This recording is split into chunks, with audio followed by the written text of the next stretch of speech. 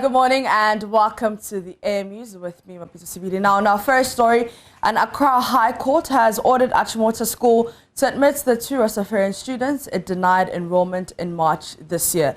Though the Achimota School had issued admission letters to the 2 students, it insisted on the day they reported to school they would only be enrolled on the condition that they cut their dreadlocks in accordance with the school's regulation. Tyrone Magai and Ohiniba Nkwabea then sued the school's Board of Governors, the Minister of Education and other stakeholders in a bid to enforce their fundamental human rights. Kwekwe Asante reports that the Human Rights Division of the High Court ruled that the fundamental human rights of the 2 students cannot be limited by the rules in the question.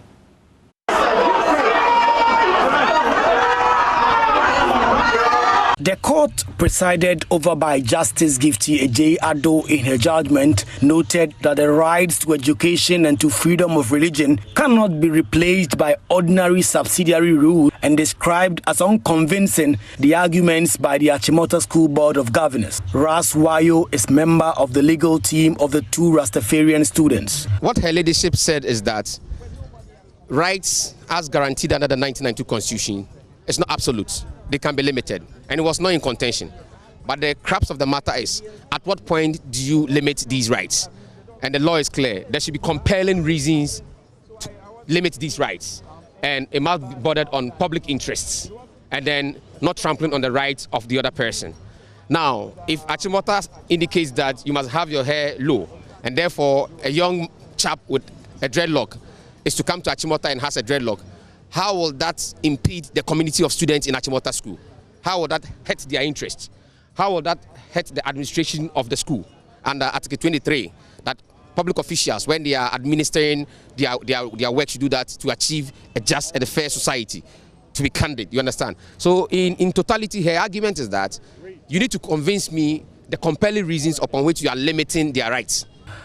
Achimota School in March this year refused to admit the 2 students, Tyrone Iras Magai and Ohiniba Kweku Nkwabea, due to their dreadlocks after they had been placed in the school by the computer school selection and placement system. It was, however, a post made on Facebook by one of the fathers that made the case a national issue after it went viral. Not even a directive by the Ghana Education Service could get the school to rescind its decision. Today's ruling by the Accra High Court is, however, an order that must be obeyed. The Attorney General's Department argued in court without success that schools under the GES cannot be sued, but the court still ordered Achimota School Board of Governors to file their response to the suit. The Attorney General also raised a preliminary legal objection to the capacity of Iras Magai to initiate the action of the suing parties. Mr. Dame, who moved an application on the capacity of the plaintiff, said the applicant could not institute such an action against the school in the first place. Parents of the 2 students are expressing delight at the outcome of the case. Oh, as you can see, I'm very, very, very excited and appreciate the fact that the judge stuck to the course. From beginning, she said that she's going to ensure that it is fast-tracked. She was going to expedite it to make sure that the children wouldn't suffer, and she did just like she said. Secondly is that what we said in the beginning about the violation of the Constitution, all along that was my position, and I maintained it, that the Constitution was being violated. And that is where she delivered the most powerful presentation today. And so, when are you sending your children to school? Well, I have to sit with the whole family and then we decide, because we are expecting that the school will give us a warm welcome when we go there. We're not expecting a situation where we are not properly welcome. And so, for Tyrone Iras Magai and Ohiniba Kweku Nkwabea, the past few weeks have been difficult for them, but they are looking forward to moving on with their lives. Well, before I thought I was lacking out, but I saw that as I was doing my online classes, it didn't matter whether I didn't go to school or not. As long as I'm getting the same education as they are, I can go through this. So I also believe that the court would rule for us. So I kept on with my classes, my online program, WOLO, and I believe I can cope with my friends in their academic when I get back to school.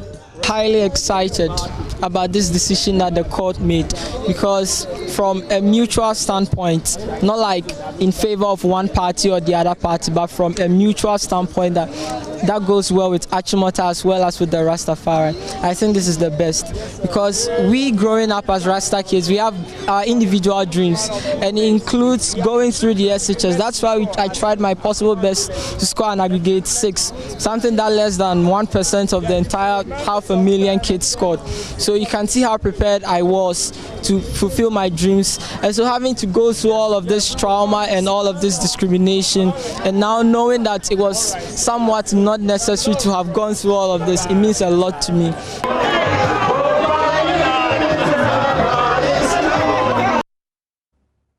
Away from that, the unusually high death rates among babies admitted at the Neonatal Intensive Care Unit of the Cape Coast Teaching Hospital is being blamed on the lack of functioning equipment and limited space. This, medical staff say, renders their efforts to save lives futile in many cases and makes them helpless. The only way to stop the needless deaths, they say, is retooling and expansion. Seth Kwame Botsing has been spending some time at the teaching hospital and now reports. The problems of the facility start from the very structure in which the unit is. The NICU was carved out of the pediatric ward. We are using 4 of the side wards that were supposed to be part of the pediatric ward as a NICU. And that's what we are using now. So imagine a side ward that should contain 1 person, now taking about 10 babies in that small room. Just imagine. Doctors and nurses have to deal with congestion on a daily basis. Dr. Florence Brown is a pediatric specialist and acting head of the pediatric unit at the Cape Coast Teaching Hospital. Bumper to bumper, we are doing 26 babies. Where cots are next to each other, we are doing 26 babies. That's our maximum capacities. But at times you go as at last week, I think we went to 30. Yes, we ended up at 30. We leave some on the radiant, so when you come in, we leave you on the radiant warmer for a while. If there's no space, that means you have to lie on the radiant warmer for more than 24 hours. And then, sometimes we leave them under the resuscitators as well. Between 60 and 100 newborn babies with conditions are admitted here every month. They do not come from only the central region, but the western region and parts of the Ashanti region as well. Officials say the space is not enough for even 15 babies. No space to maneuver by health staff here.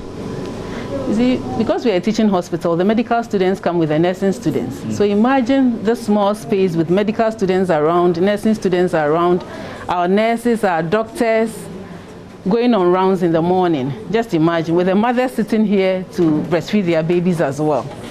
Just imagine, I took you to the room, you saw how small the room is. So imagine we have about 5 nurses on duty.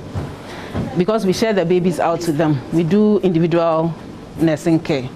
So if we have about 5 nurses in that room with about 5 medical students, and then our house officers, because we're a teaching hospital, house officers come on rotation, and then our nurses, I've already mentioned the nurses, the doctors, the medical students, the nursing students, and then our specialists. Just imagine, in that small room with our babies around, it's not a good sign. The situation is already taking a toll on the doctors, and as a result, many babies are being lost here. Dr. Florence Brown is not happy. It makes me cranky. It makes me tired all the time. Because apart from doing my clinical work, I have to think about ways like appropriate technology, things to help make my work more effective and better with the minimum that I have. Some of the sick babies here are treated and kept in their cots on the already congested corridors in this small space. That should not be the case, as emphasized by the nursing head at the unit, Efua at Accra. The same problem, space. We don't have enough space for them, so we put the well babies, who are big babies, getting better. When they are recovering, that's where we put them. But we always have a nurse taking care of them on the corridor. We don't have enough space in the rooms to put them in the rooms, so we put them on the corridor and then the nurse takes care of them there. The impact of this goes beyond the babies. Their mothers are also affected. With no space to sleep nor rest, these mothers who have just delivered are compelled to sit for hours and offer kangaroo mother care to their preterm babies. Dorcas Arthur is one of such mothers, and though she is a staff in this unit, the treatment is the same. You can't eat here, you can't lie down here, and it makes the KMC hours very short. And you have been sitting for how long? Baby was put in front of me around 12, yes. And it's getting, I think it's 4 now. 50 minutes to 5. Yeah, and I'm still here. You're still because sitting? I'm still sitting because I want to stay for long. But you are laughing, you are enjoying it, right? I have no option. So I have to enjoy it just like other mothers do. Now I'm in their shoes, so I have to also enjoy it. A standard neonatal intensive care unit has advanced technology and trained healthcare professionals to give special care to their tiniest patients. Here at the Cape Coast Teaching Hospital, the NICU can boast of trained healthcare professionals and not advanced technology. Aside from this, some of the life-saving equipment here do not even function. Now time for some updates on the National Science and Maths quiz. There's uncontrolled joy in the green camp of Prempeh College, which has been crowned winners of the maiden edition of the APSA Ashanti Regional Championship. Now, the 4-time national champions have defended their reputation as the most successful Ashanti regional school in the competition after beating rivals Opoku School and Kumasi Secondary Technical School at the end of what was the most exciting grand finale in any region this year. Manuel Kranting reports. Okay, at first, to the normal eyes, you may find it that you're supposed to feel nervous, anxious, but I was actually relaxed, knowing that if I am able to maintain my composure, we could actually win the competition. And if I get nervous or anxious, the opponents might take out the best out of me, so we'll not be able to do our best in the competition then. Okay. So it was actually a deliberate, strategy to keep yourself in good composure. We knew that the Opoku guys would give us a tough contest. Then we knew that they would not let us just take the trophy away like that. So we had in plan that no matter how tough the contest might be, we had to maintain our composure throughout. So now you've won. You're Ashanti Regional Champions and you have all the bragging rights in Oseko, but you're going for a bigger one in Accra in October. What's the plan? Our whole aim is to win the national championship, because that's our main motive and that's the ultimate by bragging rights. Great, so the boys are here. How does it feel? You have won. Regional champions, how does it feel? We are very, very excited. Yeah, we are coming for the nationals. We will win 100%. Opoku school. They only know how to produce artists. And we produce scholars. So this year, the nationals, we are winning 100%. All right. Okay, so I heard somebody say Opoku produces what? Artists. Which artists are they producing?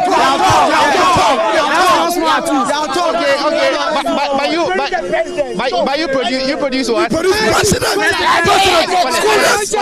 So what should we expect from Prempeh College in the national tournament?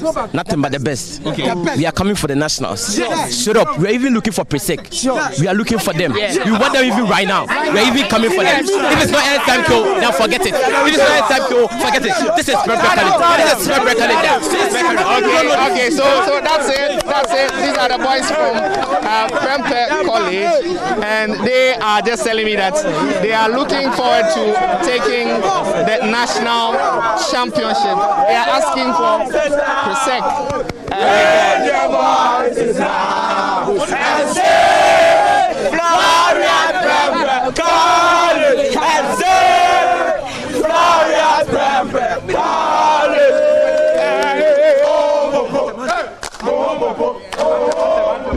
Arise and shine, students of Prempeh College, training up for truth and excellence, to build in us a masculine pride, about to imitate as the love of God. Arise and shine, students of Prempeh College, training up for truth and excellence, to build in us a masculine pride. strong to serve our nation, to serve our nation.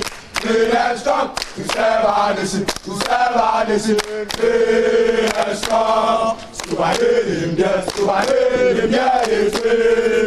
Character and integrity.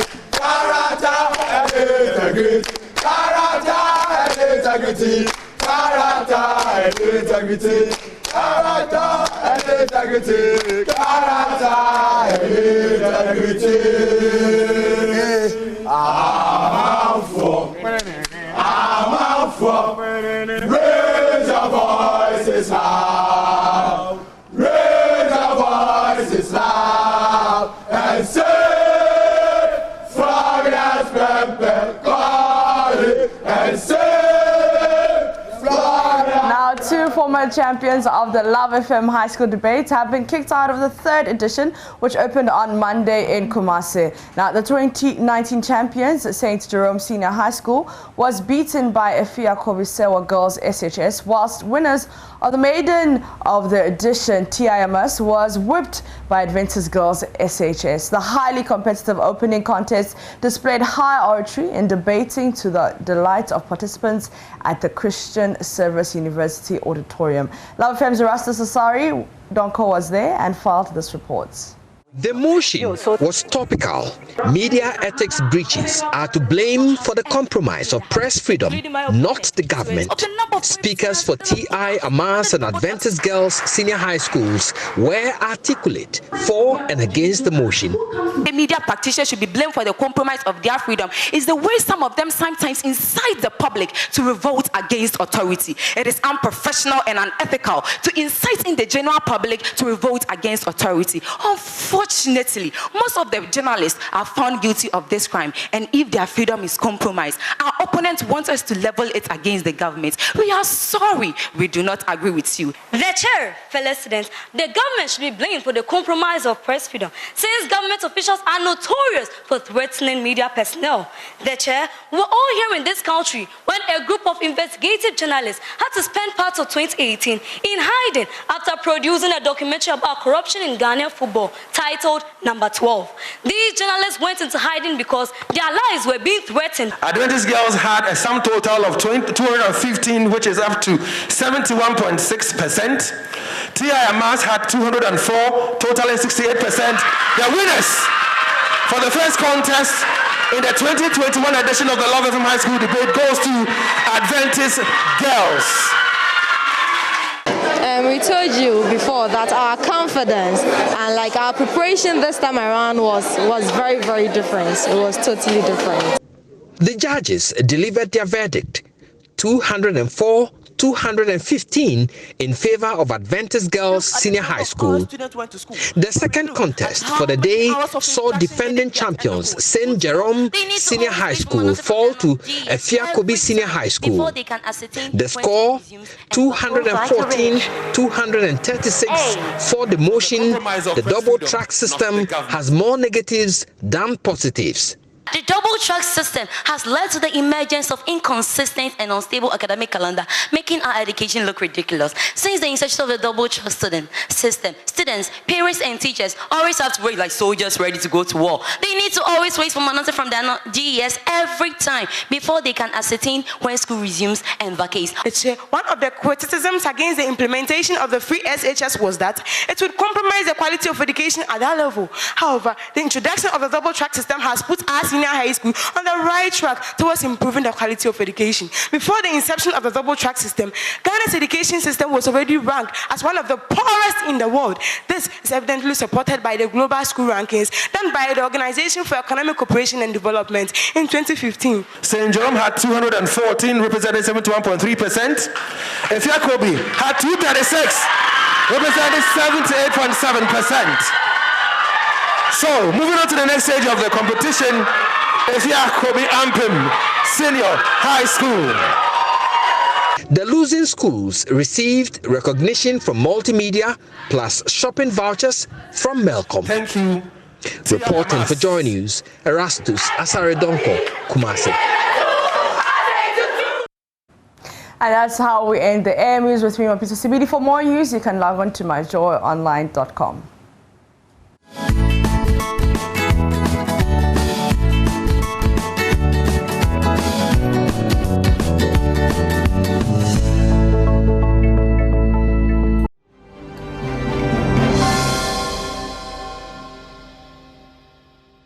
Can you believe that we are in June 2021? Yes, we are. I don't know how it is going for you, but really, don't care so much about that. Just think about what you have. Think about the fact that you're alive today. You've got life. You're healthy. Your hands are okay. Your legs are okay. At least you're able to get out there and do something and earn something. That's what we're grateful to God about. Welcome to the review segment of our show. And it was all me yesterday, but thank God I have Joseph Akable joining me today for the review. In fact, he is, for the rest of the week, going to be part of the review segment. Otherwise, I'm going to be lonely. Good morning, Mavi. Good morning. How are you? I'm good. I hope you are doing well. I am. Are you still in the birthday mood, or now that we've crossed May? It's gone. I mean, it was last month, and I saw what you did on the TV. You did? I mean, yeah, it was very touching and amazing, and you know, I loved it. Thank you very much. Well, you're welcome. I mean, the message you were sharing earlier. I mean, I think it's been a lesson since the COVID-19 pandemic started. It's taught us to focus on the most important things, and the most important thing is life. Really, it gives you the opportunity to try everything else. If you don't have it, you can fail an exam and you can try again. But once you have life, you can try again and try again. Whether it's marriage, whether it's business that is not going well, every aspect of human life. And so we thank God that we are in the 6th month. He's been kind and gracious enough to lead us and protect us all through. So we are very grateful, and I'm delighted to be with you this morning. And so I have a bit of a little question for you. Bless you, son. But remember that this one is easy. It is my show. It's easy. You are the guest. It's your show. It's your show. So don't question me too much. It's very easy. It's very easy, actually. So if we have the image ready, good one. Okay. So it's a simple question. Who goes first? There's a fire engine, there's a presidential car, there's a police car, and there's an ambulance. Actually, Israel, you posted this on his Facebook. I gave an answer, which a lot of people agreed with. But what is your take on it? Well, you know, do you want a Ghanaian answer or a European answer or something like that? You can give me all the answers. Because typically, because we're in Ghana, you said there's a presidential, there's a police, there's an ambulance, and there's a fire. Because we're in Ghana, presidential first. Yeah. Okay, now give me the actual answer. Which one do you think should go first? Fire. Fire? Yeah. Okay. I think it's fire. Yeah. Because I'm thinking ambulance, but see, what if the fire was raging in the hospital? Okay. You need the firefighter to fight the fire before you can take a patient there. So that's why I choose fire. What did you choose? So first, I only said that it's a complex question first. It's complex in the sense that, assuming you decide that maybe the fire should go first, what if there is a suicide bomber who is about to blow up a school that has 100+ students in it, and that's where the police guys are heading to? And so I was saying that on face value, it's a very complex question. But if you look at it in terms of just the picture, because you don't have all the other factors, then I agree with you that the fire service goes first, because fire burns fast and can easily destroy, while the person in the ambulance may be receiving medical care. No matter how urgent the situation is, paramedics are with the person, and so the ambulance goes next. Then afterwards, the police car goes. Then I added that the presidential car can remain there. But Israel drew my attention to something else that someone said about why the fire service car should go first. Okay. It says in some places, the fire car would have to now go and find water and put in the car. So it should go first.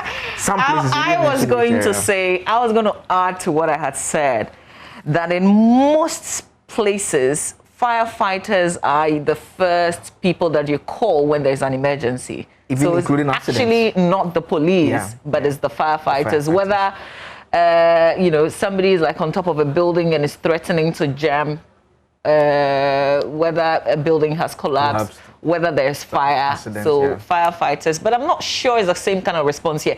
Well, in Ghana, when there is an emergency, trust that the media will be called first. So you should have media somewhere in this photo. To bring it to the attention of the fire guys, the police guys, and the ambulance guys. Yeah. But around Israel's post, the general consensus, I didn't see anyone that suggested the presidential car should go first. It's because they were not analyzing it the Ghanaian way. Oh, okay. But fact is, think about it. This is Accra. Think about these vehicles on a ceremonial streets. Yeah. Who will go first? I guess I'll go with your answer. Tomorrow we're going to put the question to our viewers, so get ready and sharpen your whether it's Ghanaian, European, or American senses. Bring another one tomorrow, okay? We'll find another one. All right, so we're going to go through the newspapers. I've got the Times, the Daily Guide, the Dispatch. Maybe I'll add one more paper to it, but which papers are you looking at? I'll be looking at the Daily Graphic, the Daily Statesman, the BNFT, and the Finder. All right. You can start with the Daily Graphic.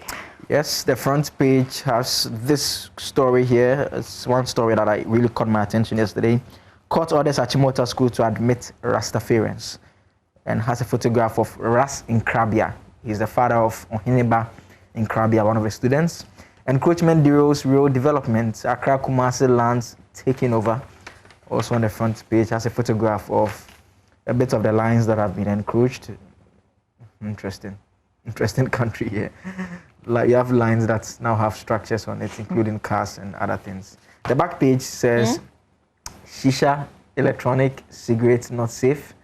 Is from the Food and Drugs Authority.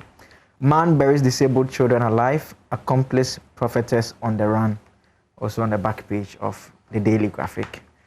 We can do the Daily Statesman as well. Then Mavi comes in. BOG reduces policy rates to 13.5%.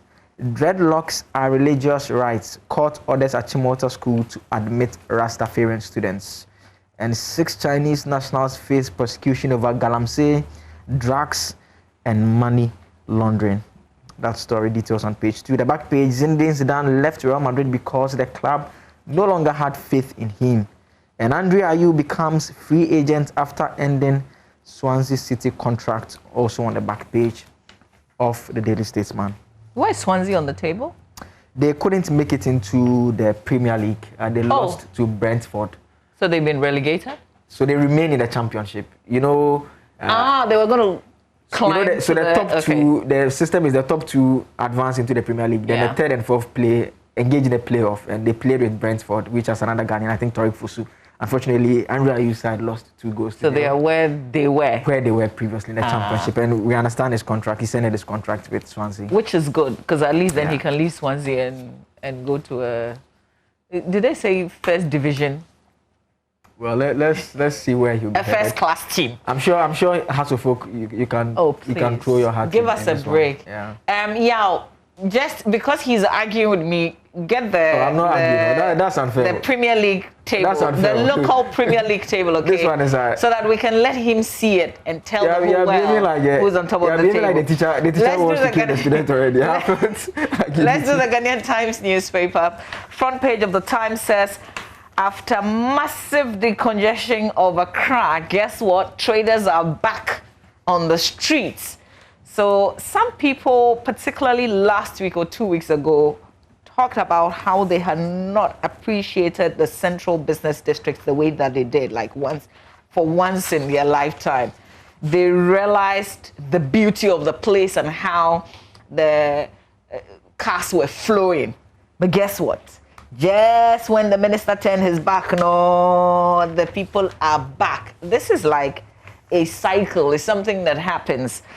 So nearly 2 weeks after the Greater Accra Minister Henry Korte led a team to undertake a decongestion exercise in some parts of the business districts of Accra, traders and hawkers are back onto the street for business as usual. This has affected free traffic flow in most places, such as the Swansea Shopping Arcade through to Kantamanto, CMB to the Rollins Park.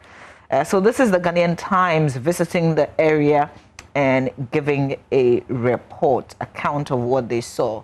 Hopefully we can tell you a lot more in terms of what the traders have been saying to the newspaper. Back on the front page, NIA begins nationwide issuance of Ghana cards June 7. And the Vice President has donated 300,000 Ghana cedis to Kokroko Charities Foundation for purchase of incubators. In the center spread, but before that, page 3, where they have the crime-related stories. Man arrested for alleged murder of son, accomplice prophetess on the run. So this is just the situation now As our Central Region correspondent Richard Kojunyako reported for us yesterday, the prophetess, the person who claimed that the child was a spirit child and needed to be killed as a sacrifice to the gods, has not been found yet.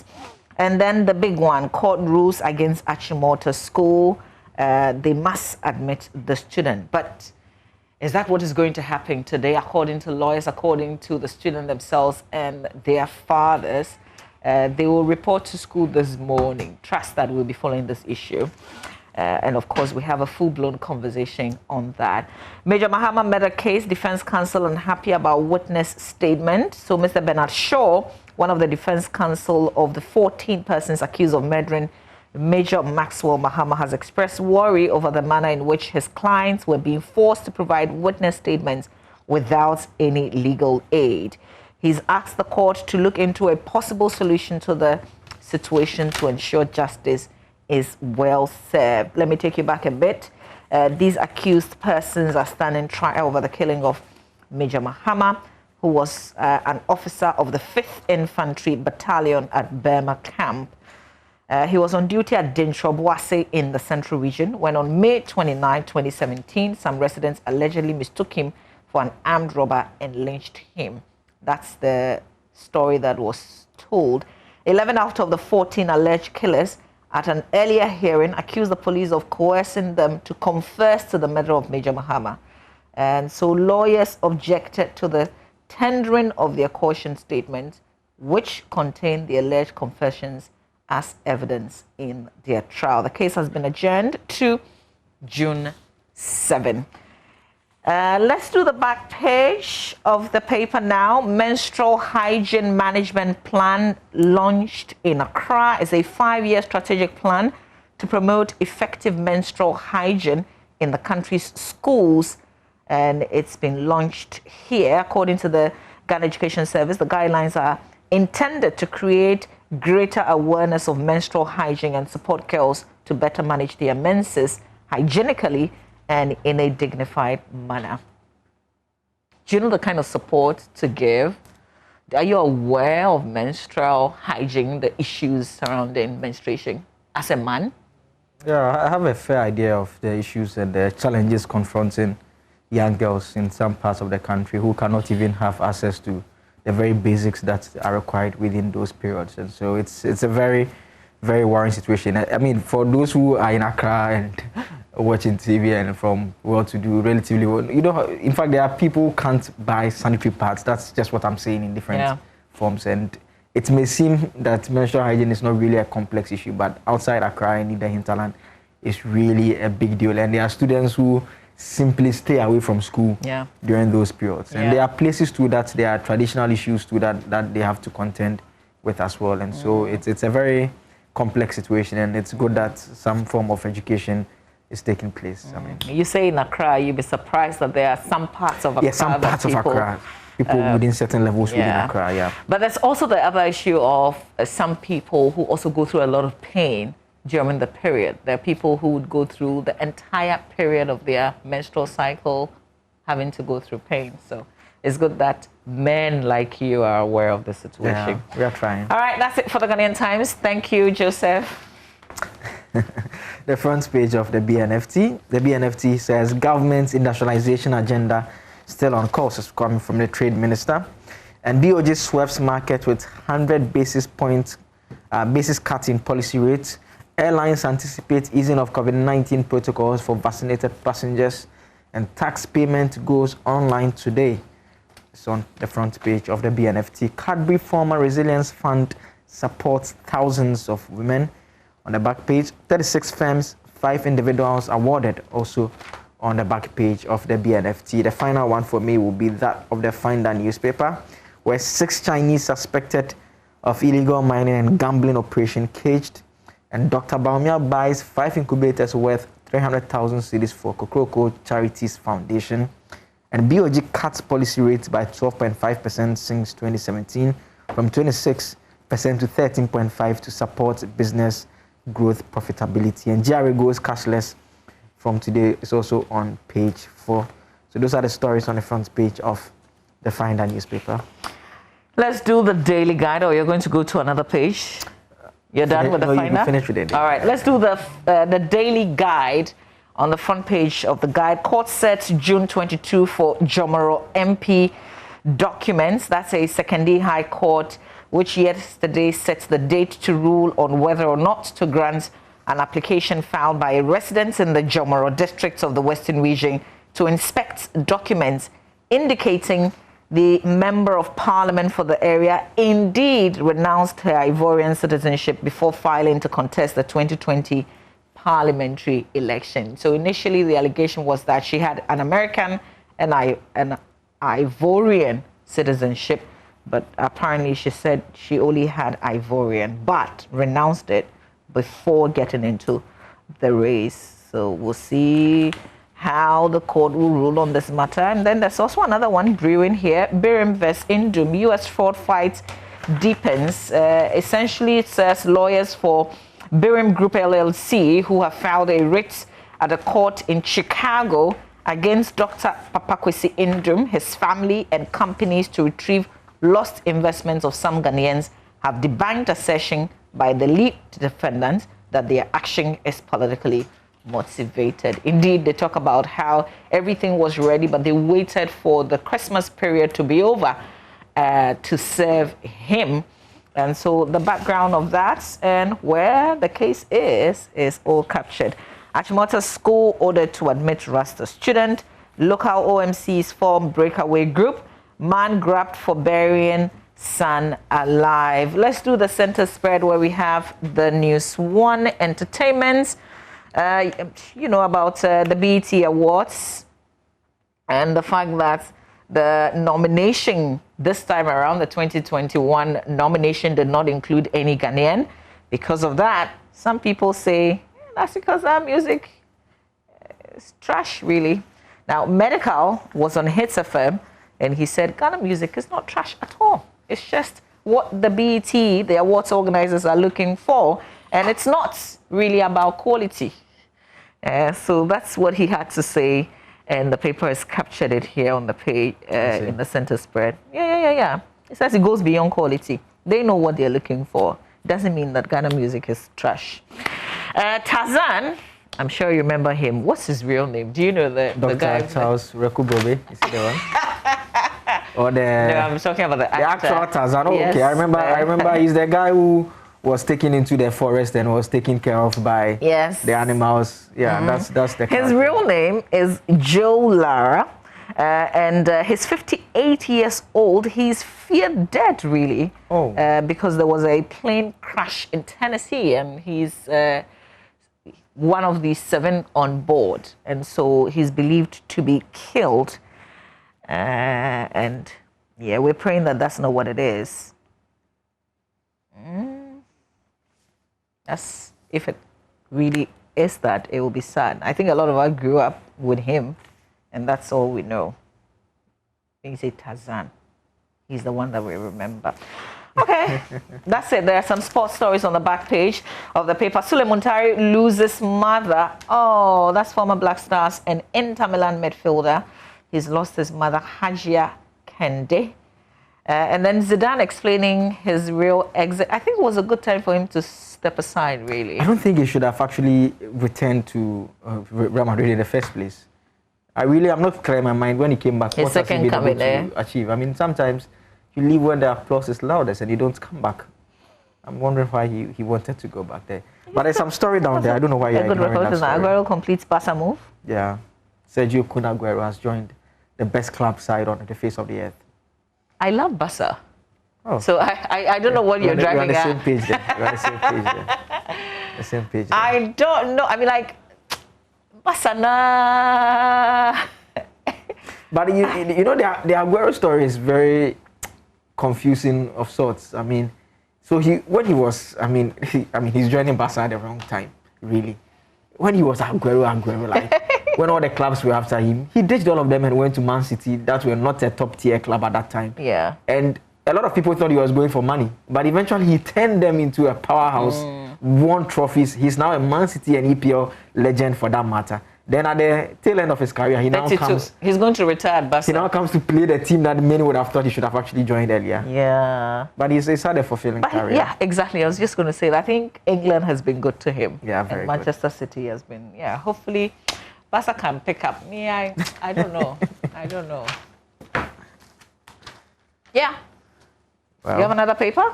No, I'm done. Okay, so let's do the Daily Dispatch. Front page, Attorney General's view.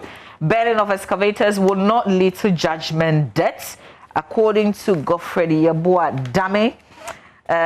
He's rejected claims that the distraction of excavators by the Operation Halt team in the fight against illegal mining will result in financial claims against the government. Speaking on Newsfile last Saturday, explained that mining in forest reserves and water bodies is illegal. Hence, the state cannot be ordered by the court to compensate individuals whose equipment are destroyed in the Galamsey fights. Thing is, he's the chief advisor on legal matters to the president. Yesterday, it explains why his government is going ahead with burning of the equipment. Yeah.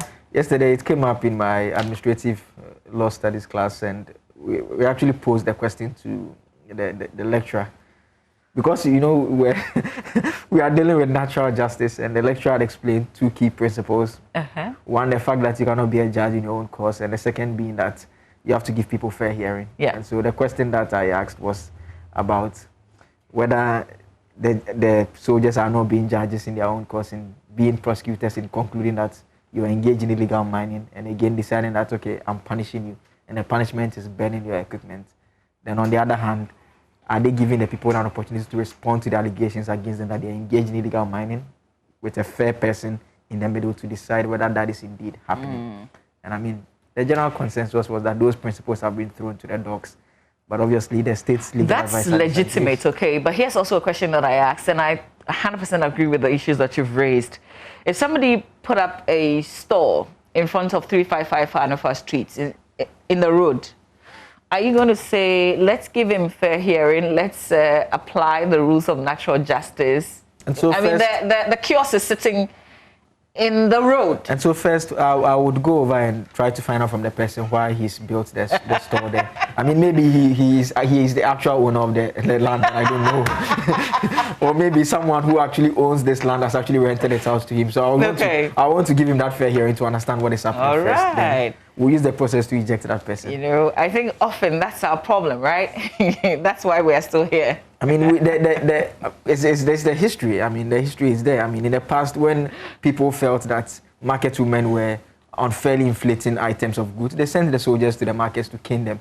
And it didn't stop the market inflation. Up to now, it's still there. So So same principle, huh? Not same principle, really, but the substantive issue is the fact that there should be, I believe there should be a fair hearing, and also the procedure should be one that we shouldn't have issues with. Obviously, the response has been go to court. The last time we had go to court, it was when Achimota School had decided that, look, they were not going to give someone admission because the person has refused to cut his dreadlocks. Isn't that an entirely it's matters of human rights. It's matters of human rights. So fair hearing, fair hearing, like the rights to education are all fundamental. So Babayara Sports Stadium, Babayara Sports Stadium, who owns it?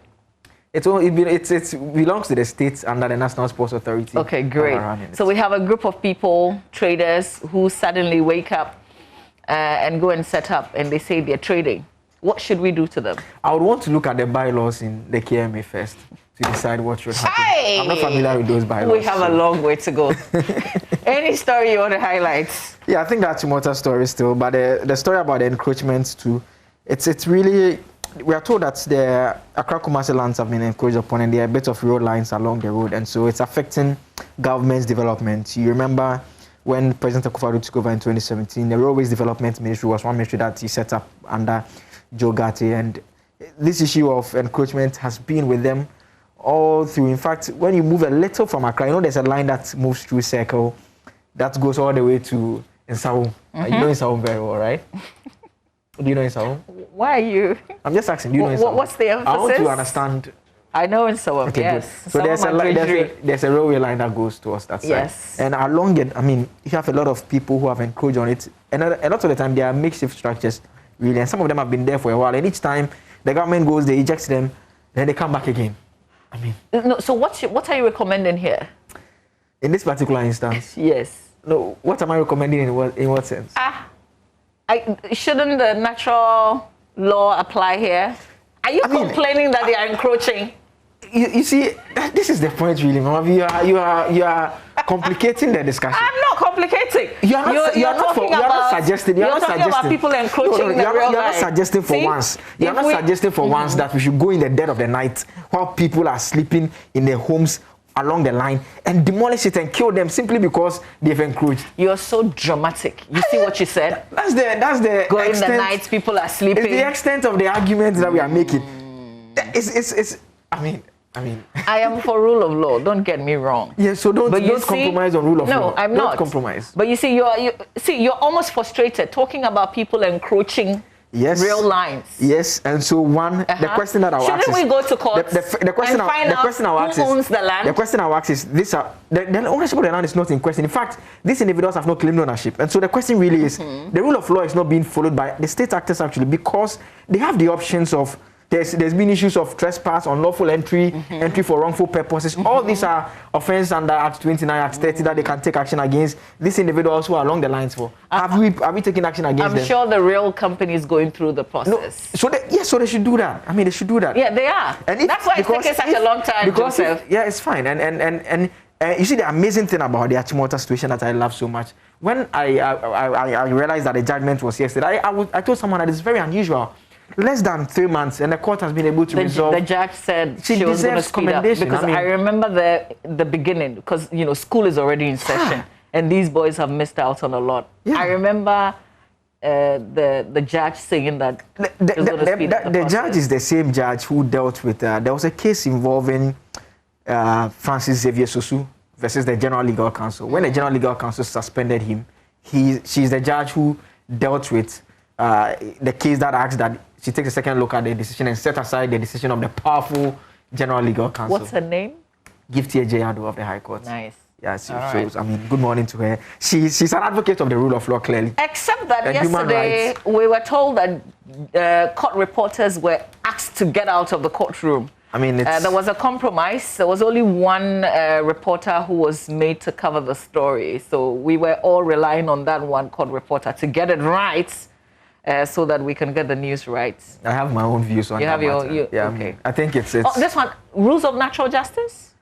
Or it doesn't apply here? No, they are okay. So you see, when you keep complicating the discussion. We can go to chapter 12 and talk about the freedoms of the media. Let's do myjoyonline.com. Let's take you through the headline. Obviously, the Achimota School is our top headline. 2 persons feared dead in road accident at Achimota. This was also one of those incidents. There was heavy traffic on that stretch yesterday. People spent about an hour just crossing that small stretch.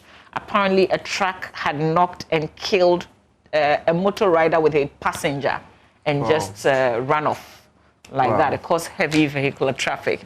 Police hunt for ritualists who aided couple to bury their 2-year-old son alive. Lots of other stories on My Joy Online, including this one, which is intriguing. The judge who kept his wife as his inmate and threw her food across the floor. That's false imprisonment. Yeah. See, sometimes the people who you expect will know better. But that's just the society. We're all the same. We all behave the same. So you can have people who know the law but decide to do otherwise. There's a story about DSP Azugu. You know Samokojo Azugu? Yeah. He's back to the police, right? Supposed to be back. I don't know. Apparently there was an operation at 2 casinos in Asankregua. Yeah. I saw that story and I saw the men that he went with. I thought it's really very confusing. I'm very confused about this whole national security thing. I mean, the Iowa West Ogun Commission was told that the operatives don't carry arms. And on the CCTV footage, I saw, in fact, they said that the uniformed men were the ones who are allowed to carry arms. And we're told that Double, who is an operative, had actually borrowed the AK-47 of a police officer. But the videos that we saw, plainclothes men in mask, wielding AK-47, I mean, it's really confusing. Yeah, I know I have to go. Can you put the league table on the screen? Do you have it? Can you put it on the screen? Just an introduction. So you're now doing the sports news please, for Muftal. What's the? Oh, Muftal's giving me permission to do this one. Okay. So what is Sophie? What am I supposed to pay attention to exactly? Tell us who is on top of the table. Okay, so I see Asante Kotoko, 27 points. There is Accra Great Olympics. That's what you see. Muftal Nabila Abdullahi brings us sport and the real sport, not what Joseph just said. Stay with us.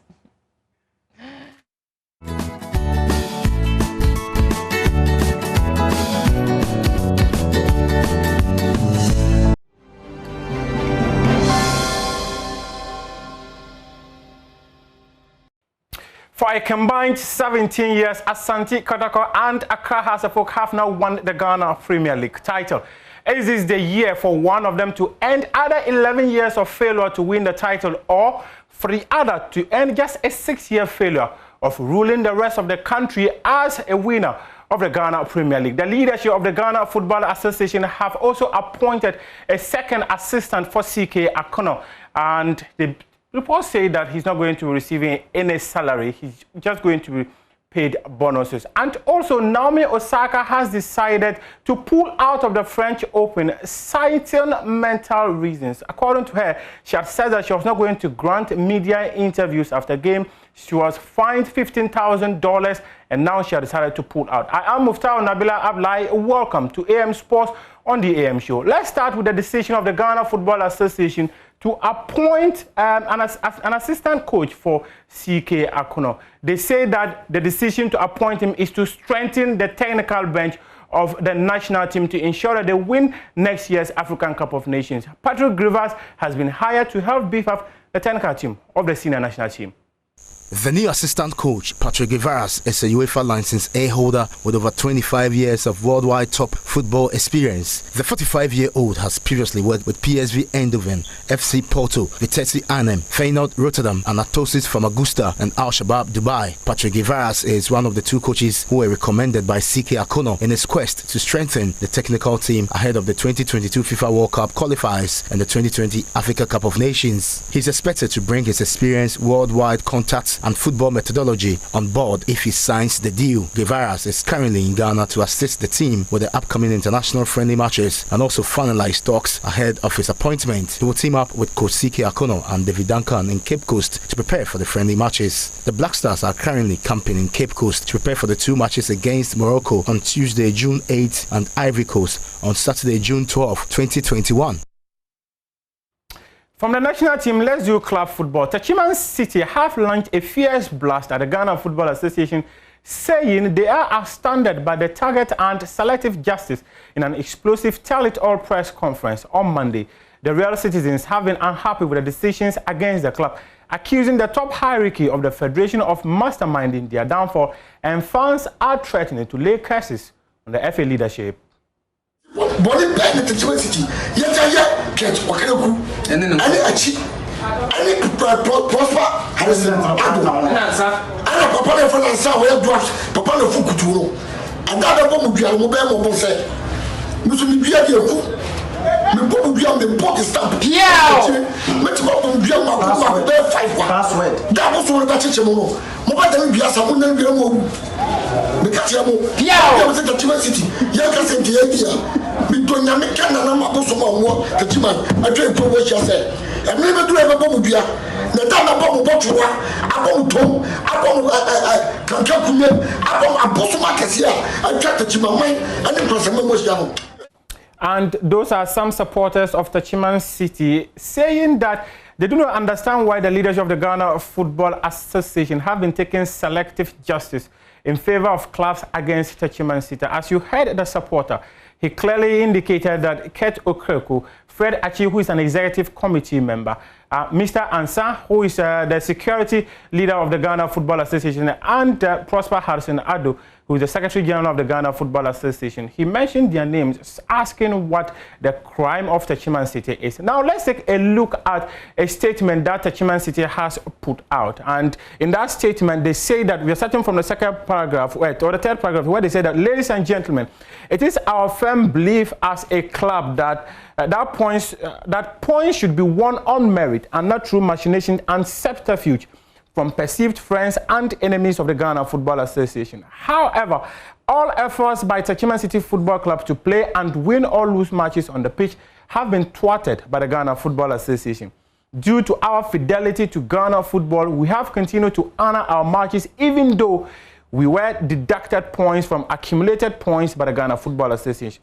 What we did was to play under protest, whilst hoping that our cases will be adjudicated in due course as by law and statutes established. And this one is about a 3-page statement where Techiman City have leveled a plethora of allegations against the Ghana Football Association, claiming that the leadership of the Ghana Football Association have not been fair to them.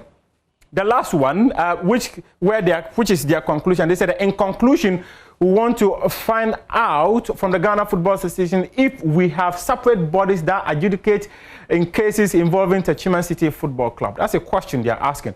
You have the additional committee led by the learned Osei Kojo Ado Esquire, which was approved at Congress, and another committee which has adjudicated on cases involving Techiman Football Club. We don't want to believe, as is being alleged by a section of the public, that we are friends of the Ghana Football Association adjudication body and enemies of the Ghana Football Association adjudication body. Distinguished friends, we will implore the Ghana Football Association and all stakeholders to have a second look at the raw deal being meted out to Techiman City Football Club before we advise ourselves. The president of Techiman City, Mickey Charles, that's Charles Kojo and team, countless times had said that he was going to pull out of the Ghana Premier League or the Ghana football in general, until such a time Kurt and Prosper are out of office. Another allegations were leveled that the Secretary General had countless times written letters suspending Techiman City, even without the approval of the Executive Committee.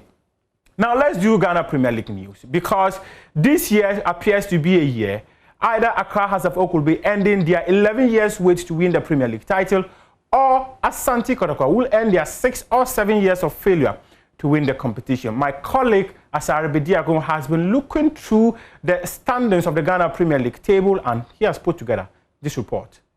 Continental Club Masters Accra Hearts of Oak sit top of the log with 49 points, while their sworn rivals Asante Kotoko lie second with 47. Hearts of Oak were too good for Brekum Chelsea on Sunday. They secured a comfortable 2-0 win at the Accra Sports Stadium. The Phobians are on course for a first Premier League title since 2009. Here is their head coach, Samuel Boydu. The teams are really doing well, so we Hearts of Oak, we play match after match and we are doing our own thing. We are not competing with anyone. And I believe that we are finished with this one. This one is gone. Now we are preparing towards the next match. Asante Kotoko meanwhile dropped valuable points after drawing goalless with the Diana Stars at the Nana Ajimambadu Park in Doma. Head coach of Kotoko, Mariano Barreto, expects an improved performance in subsequent games. We didn't play well. We give too much space. Our midfield come too much down, and they create some chance. In the dressing room we talk. Second half it was completely different. We control all the game. The super clash between Hearts and Kotoko on July 4 could potentially decide the 2020-2021 Ghana Premier League title race. And these two clubs have withdrawn their players who are currently with the Ghana Under-23 from participating in the upcoming friendly match against Japan. They cited reasons that the season is at its business end and they cannot afford to let go their prized access to go and play a friendly match, quote unquote, they say it's unnecessary. Now let's do some hockey, where the Ghana Hockey Federation is determined to hunt more talents after failing to qualify for the Tokyo Olympic Games. My colleague Benaya Elom has filed this report.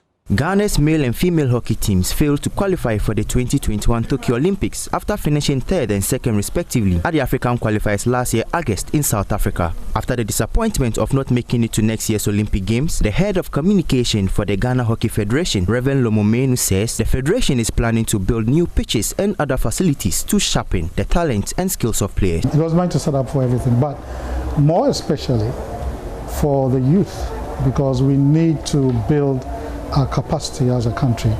Our national teams haven't been faring too well, even though we were once African champions, and then we also placed in second or third in the World Series. South Africa and Egypt, they have overtaken us, both boys, girls, men and women. So this was to unearth talents across the country and then to sharpen our skills. He also added that the Federation is targeting gold for Ghana in the 2023 African Hockey Games. Well, we have to collect all the gold medals. No joke. Okay. Because if we have 3 new pitches, and we have our coaches well trained, and we are having competitions. You know, competitions are very, very important. I mean, for example, just about 5 years ago, we revived the senior high school national hockey competition, and the progress has been amazing. We find students or schools who were playing, I mean, when we started 5 years ago, their level wasn't that good. But last year, when we had the last one, I mean, amazing. And if we continue like that, I mean, the interest is going to definitely develop. A lot more young ones who are more talented would want to play hockey. And I believe that once we have opportunities like All Africa Games, World Games for them to travel and so on and so forth, they will be aspiring, you know, to play and play well. The Ghana hockey team is said to be back in action in February.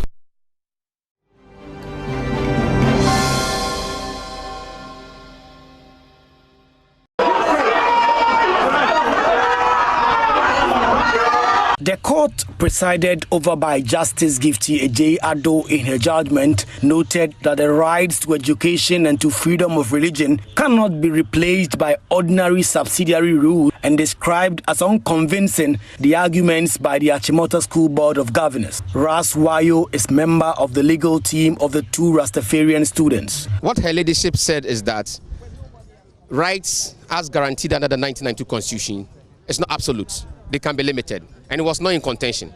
But the crux of the matter is, at what point do you limit these rights? And the law is clear. There should be compelling reasons to limit these rights. And it must be bordered on public interests, and then not trampling on the rights of the other person. Now, if Achimota indicates that you must have your hair low, and therefore a young chap with a dreadlock is to come to Achimota and has a dreadlock, how will that impede the community of students in Achimota School? How will that hurt their interests? How will that hurt the administration of the school? Under Article 23, that public officials, when they are administering their work, should do that to achieve a just and a fair society, to be candid, you understand? So in totality, her argument is that you need to convince me the compelling reasons upon which you are limiting their rights.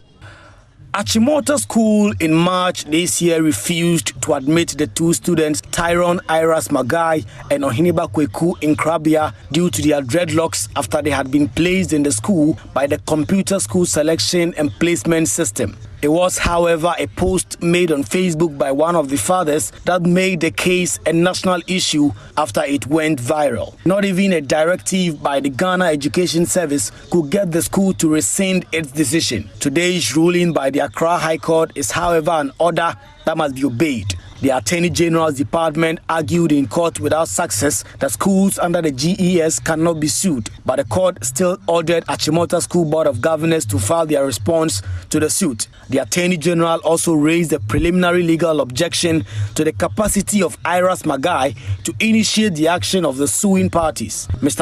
Dame, who moved an application on the capacity of the plaintiff, said the applicant could not institute such an action against the school in the first place. And that's how it all went down yesterday with that landmark ruling. Let's have a conversation on the back of that. Rights Appear is Executive Director at Child Rights International. Peter Enti is Executive Director, Institute for Education Studies. Kofi Asari is Executive Director, Africa Education Watch. Good morning to you, gentlemen. Thank you for your time this morning. Good morning. Good morning. Mr. Bright Appiah, you had something to do with this case. So let me get a quick reaction from you with regards to yesterday's ruling. Oh, well, for me, it's a victory for every child in Ghana. And it's also a victory for Ghana Education Service. And thing that's been made clear and we need to also acknowledge. And let me use this platform to appreciate the lawyers who really handled the case for Tyrone. That is James, and those who are working behind the scene. That is Francis Ontoyin. They've done a very good job, the research work that they've done, and for us to come to this conclusion, I think that is victory for all of us. Is it really victory, Kofi Asare? Is that what you see from where you sit? Sure, I think it's a victory for the right to education, and a victory for the rule of law, and a victory for inclusion. In any civilized society, when citizens feel that their rights are being trampled upon, the last resort is to go to the courts to seek an enforcement of those rights.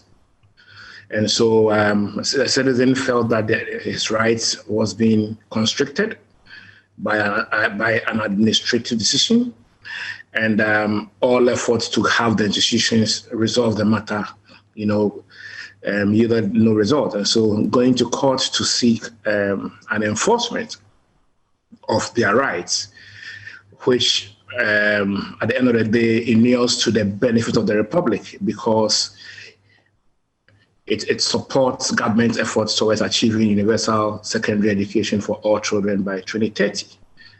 And so obviously the genius should be happy, Ghana should be happy, our schools should be happy, because we have a ruling that puts into proper context the issues relating to the premium that school rules should enjoy when it comes to legal and constitutional issues, and also how our school rules should be administered, consistent with existing laws and the Constitution. And so it's a victory for all of us. There's much clarity in respect of the place religious rights play in enforcing one's rights to education. Okay, Peter, let me get a reaction from you as well.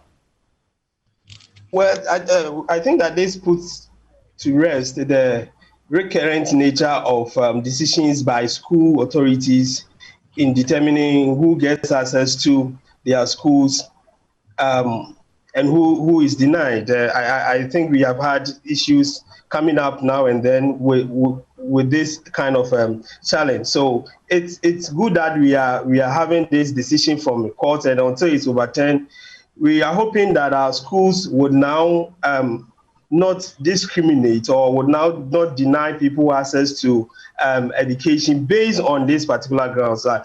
So for us, it's a progressive decision, and we are hoping that we'll be able to tie in with other policies to make it work more effectively in our schools. Now, gentlemen, there's Angel Kabono, who is the president of NAGRATS, who was reacting to this ruling and essentially was saying that it opens the gateway for all sorts of hairdos and lifestyles in schools going forward. And perhaps they just have to concentrate on teaching students in the classroom and not be concerned about how they look physically. Is that the same interpretation that you get right up here? Well, I when I heard him yesterday, the first thing that came to mind is whether he had seen the ruling from the court. If indeed he had, then I think that the language would have been different from the way he approached it. Because her ladyship was very emphatic on what the issues are. And I can say on authority that even the basis of the judgment is as a result of the power that the school environment holds when it comes to the regulations and the things that they have to do, vis-a-vis the issue of people practicing their religious belief in a context that conform to the rules and regulations. So she gave much, she emphasized more on the how school rules and regulations are very important. However, those rules must also be done in a manner that conforms to the constitutional provisions and all that. So that is the basis for her judgment. So if you say that it opens the floodgates, I'm a bit confused. Again, she was very specific to this particular context. So which suggests to me that violations of that nature must also go to court so that the balancing act will be done before you come to certain conclusions. And now, most of the things that need to be done in our schools, which I find it as a very innovation from the court, is that they have given power to Ghana Education Service that whatever the school environment does henceforth should be by a regulation from Ghana Education Service. Therefore, whatever Ghana Education Service communicate to the schools, that is what the governing authorities must comply with. So she has done a very comprehensive work, and I would suggest to the unions that before they make any statement, I would suggest to them that they should have a look at the judgment and draw the strength from the statement made by her ladyship before they make any statement, because she was very, very strong and emphatic on the concept of school regulation and what the role that it needs to play within our educational system. But in doing that, the school environment must weigh the balancing act as to whether the practice of religion would have effect on somebody's right or it will undermine somebody's right and all that. All these were played out in the judgment. So I am even careful to come to the conclusion that this case settles all matters when it comes to religious beliefs in schools and all that. Because the way she passed the judgment, it means that specific issues relating to a conflict between school regulations and violation of human rights must always come to the court for interpretation. So these are things that for us we need to wait, and I don't think that she has opened the floodgates for anybody at all to think that at any material moment I can decide that this is my religion, therefore I need to practice it. But there were specific issues that she mentioned to the extent that she measured her judgment based on the litmus text that was enunciated by Adinyina GSA, to establish the kind of judgment that she gave. So clearly, we have to be very careful for us to draw the conclusion that she said that we've opened the floodgate. For me, it is even scarier that we don't have absolute decision as to how people can even practice their religion. But when it comes to this specific case, she has stated her position and even made it clear that if Achimota School had proven beyond all reasonable doubt that the establishment of this rule is superior and it is for the benefit of all children, she would have ruled otherwise, So she laid down all the rules. So I would just again suggest that they should look at the judgment before they pass any comment in respect to what we are talking about today. Kofi Asare, should this lead to a review of school regulations? Because I'm not sure that all the regulations will pass the test of human rights and whether or not it contravenes what's in the Constitution. Well, before coming to that, let me just say this quick thing about the floodgates concept. There are two schools. The first school is people who genuinely have concerns about discipline in schools and believe that, there might be a floodgate being opened. I think those belonging to that school of thought do not have to worry that much, in the sense that anytime change becomes, that is how society receives change. 2 years ago, when the GNS was rolling out the positive discipline policy to replace corporal punishment, teacher union said that is the end of discipline in schools. People said so many things, that how can I teach without a cane? It's been past 2 years and teaching has been going on without canes. And so that is the nature of change and how human societies embrace change. The second school of thought are people who genuinely have sour grapes and who genuinely have, people who have misconceptions and all that about giving rights to Rasta people. But I believe that the law exists to take care. The law exists not just because of the majority, but democracy is actually a majority rule that takes care of the rights of minorities. You can't break the law to uphold the law, simply put it. And so the rules might be necessary, yes, but then it must be consistent with existing law. And that has been the experience in Malawi, in South Africa, in Zimbabwe, and Kenya. Floodgates have not been opened there. In Accra Academy, in Agri Memorial Senior High School, in Pope John Senior High School, floodgates have not been opened. There are Rasta students there. And so let's ground that genuine concern in what goes on in the schools, reputable schools in Ghana that have Rasta students. Having said that, I am informed that the National Peace Council was planning to outdoor validated was planning to validate an MOU with the missions this week, I think by midweek.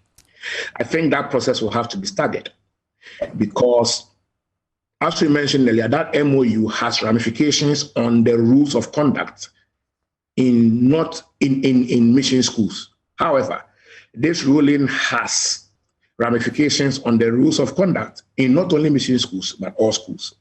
So it is important, in not only mission schools, but all schools. So it's important for the Peace Council to stagger that process, get a copy of the ruling, study it, and ensure that the ruling captures the spirit of the MOU being constructed or supposed to be validated and announced this week,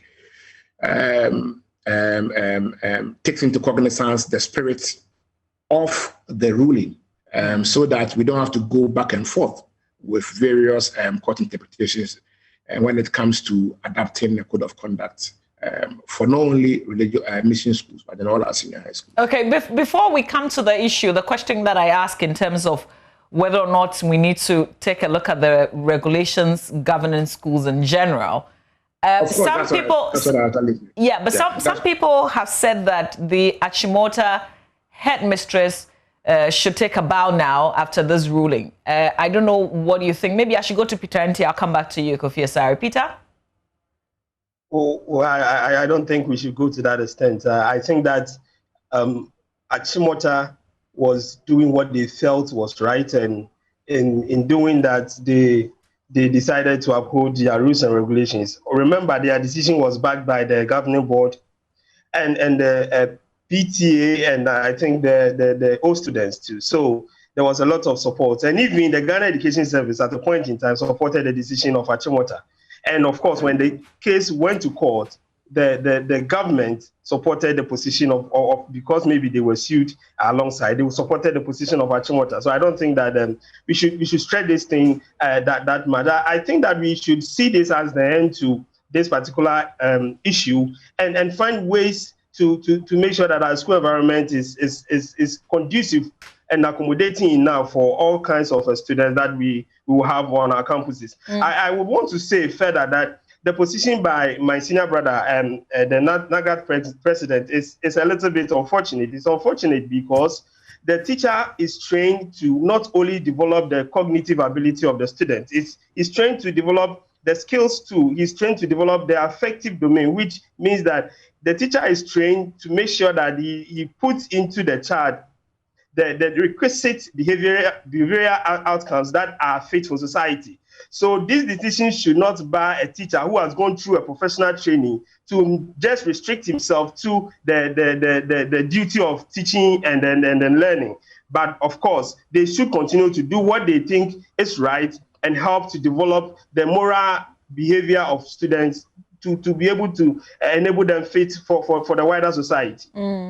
But gentlemen, there are people who have said that this is the 21st century. It shouldn't take a court to come up with a decision that a head of an institution can easily take. We've seen examples of other students with dreadlocks attend some other schools.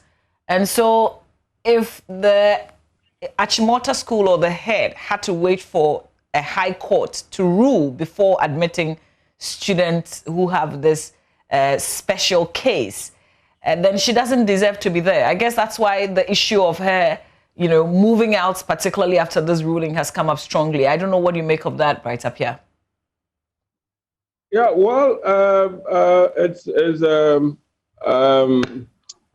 I find it a bit difficult to place it in that context because if you look at the letter that was written by Ghana Education Service instructing its worker to abide by a certain rules, for that matter, to admit the children. And you also look at the decision of the governing authority who derive their power from the minister, also reversing that authority to the extent that they even threaten Ghana Education Service that if they go ahead with that decision, they would also advise themselves. and they were able to get the association, which happens to be the employees of Ghana Education Service, would also back them, then that also brings some issues of administrative order, where the assistants must also work in a manner that also respond to law. Because if you look at the case that her lordship handled, she also made it clear that administrative activities must also protect human rights. She made it clear, and then also established that, look, whatever you do in the school, it must be done in accordance with Ghana Education Service rules and regulations.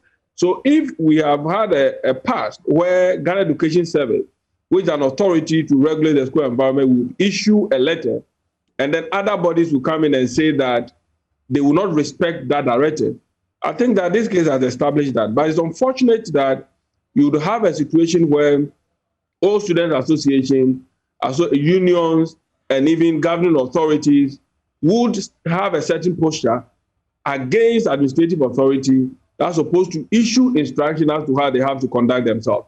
So if we have experienced all these things in the past, for me, this issue comes to settle all these things so that now moving forward, the governing authorities, the associations must know their place. The All Student Association must know what exactly they have to do within the school environment and know that. It is so clear. Now we know that there's so much power that rests with the Minister of Education and then Ghana Education Service.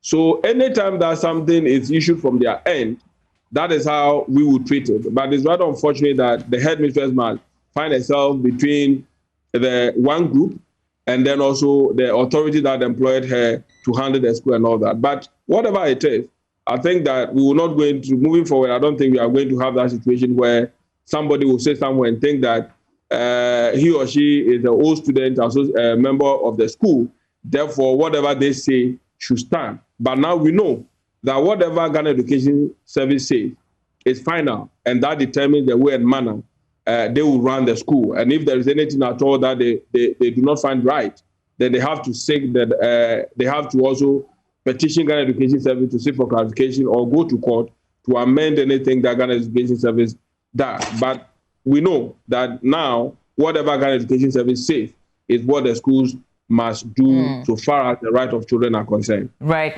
Kofi, does this have implications on the ongoing or the raging, if you like, Wesley Girls fasting saga? Of course it does.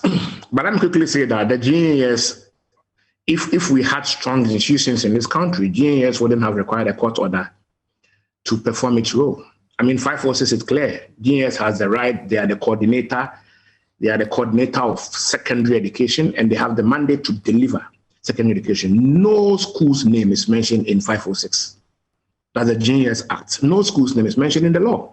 It is only the GNAS that had a mandate at law to deliver and coordinate secondary education. So the GNAS has all the powers, except that it is powerless for very strange reasons when it comes to enforcing directives, mostly relating to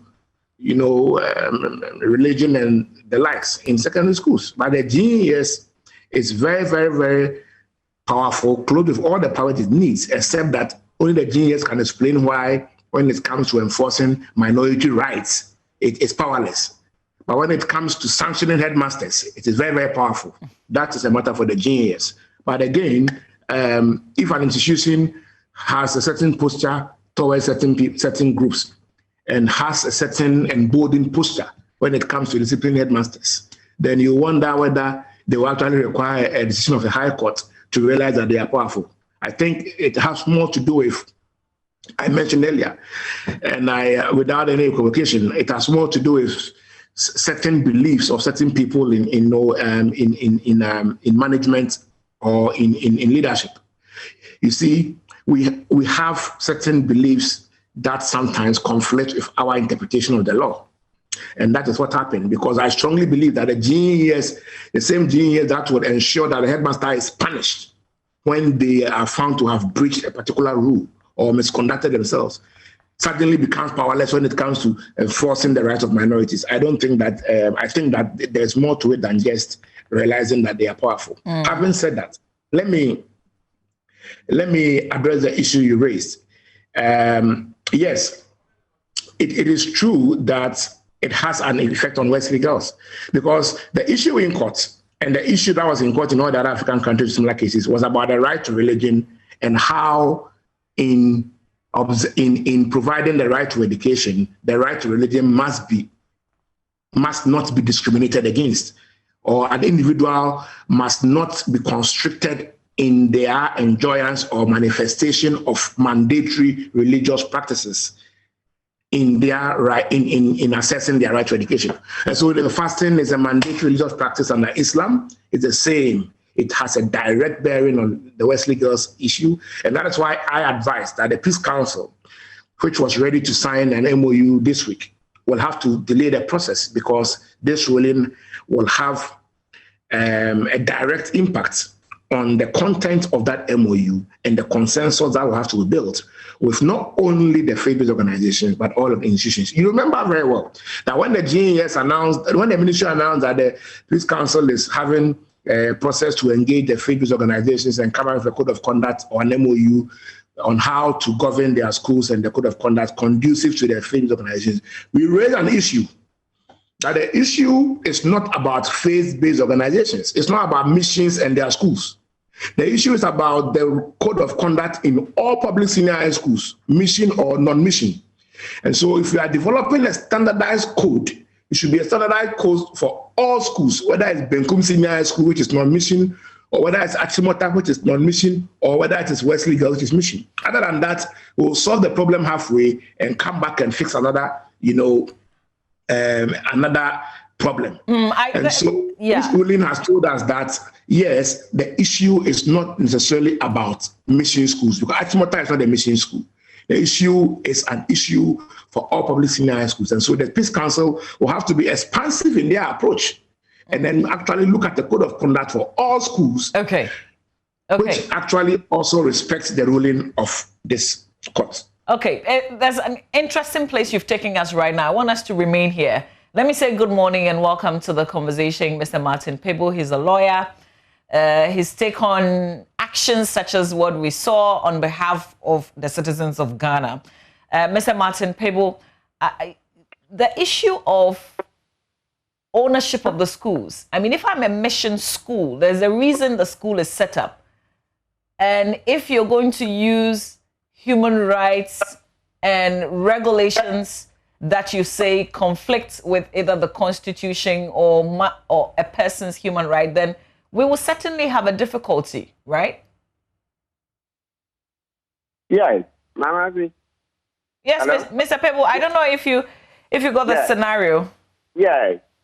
So, I mean, the Constitution is there and it's supposed to be used everywhere in this country. So there cannot be a law that the Constitution is not applicable in a mission school. No. You see, the Constitution is the highest law of the country. And so in every nook and cranny of this country, it prevails. And I think that it's good that, Achimota had a doubt. They thought that, no, the constitutional provision doesn't prevail. But the court has ruled otherwise. And so I think it's a good day for the rule of law. It's just the impact that this decision will have or has on the raging at Wesley Girls School that we're thinking about and talking about right now. And that's where I am trying to draw a line. Are we saying that we can't draw a line, there's no distinction? The fact that I'm a mission school doesn't matter. The purpose for which the schools are set up doesn't matter here? That's correct. That's correct. Because, look, you see, as long as the student qualifies, all right, and then has been admitted, you cannot use a religious reason to stop the student. So let's say the criteria is being published, for access to the school. So if the student, I see what you mean, that if you say it's a mission school, meaning you want to admit only Christians, is that so? No. I'm just, trying to look at, so if I'm a mission school don't I have right to have my own regulations? Because remember that the purpose for which I set up the school really is to impart a certain knowledge into young people. I mean, we've made it public because it's a collaboration now between government and the missions. Good. So as long as it remains public, all these things cannot come in. So you see that the earlier question, when I asked you that, okay, is it like you set up the school purposely to educate people only of a certain stage? So then, if it's that one, it's a different kettle of fish. If you say you want to educate people only of a certain stage, so others are not welcome, and then as a school, that school will not take a dime from the, or let's say a first one, from the government. Yes, then that one they should be allowed to have its own rules. But as long as the school is partly funded by the government from the consolidated fund, the constitutional provisions apply. Mr. Pebo, stay with me. Peter, do you foresee, because I'm thinking that we will probably get to a point where the missions would say, okay, then we're taking control of our schools. Take your collaboration. This is a difficult question. I think that it's not going to get to that extent. I believe that the missions appreciate that they are part of a system, and therefore they might have concerns and issues, but so far as we are able to integrate their concerns and issues within our broader policy framework, they need to accept that. I also have to state that what we need to do more importantly is to ensure that we continuously engage all relevant stakeholders in some of these discussions and make sure that these people, there's a level of agreement across board before a final policy or whatever it is that we would want to put across or push across is adopted. I think that is the way to go. So if everybody is on board, we have had extensive discussions about the issues, and finally we agree that this is the way to go. Because, as I said, this ruling is progressive. I had a discussion with Lawyer Martin before this, and he told me that we don't need to go to court because the issues are clear, and truly that is what has happened. So I think that we are in a society, a more developed society now, that some of these things we need to reorient ourselves and appreciate the changing dynamics in our society and ensure that the basic principles and practices that we hold in high esteem are upheld whilst we are accommodating the others to that we think that needs to be come on board. Because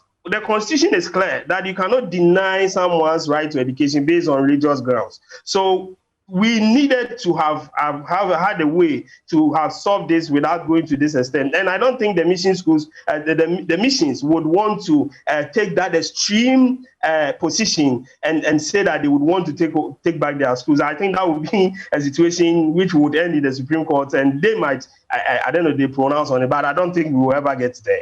Right, Tapia, you keep doing right, and talking about the Constitution, but there's also ownership, there's also responsibility, and there's an objective for such schools.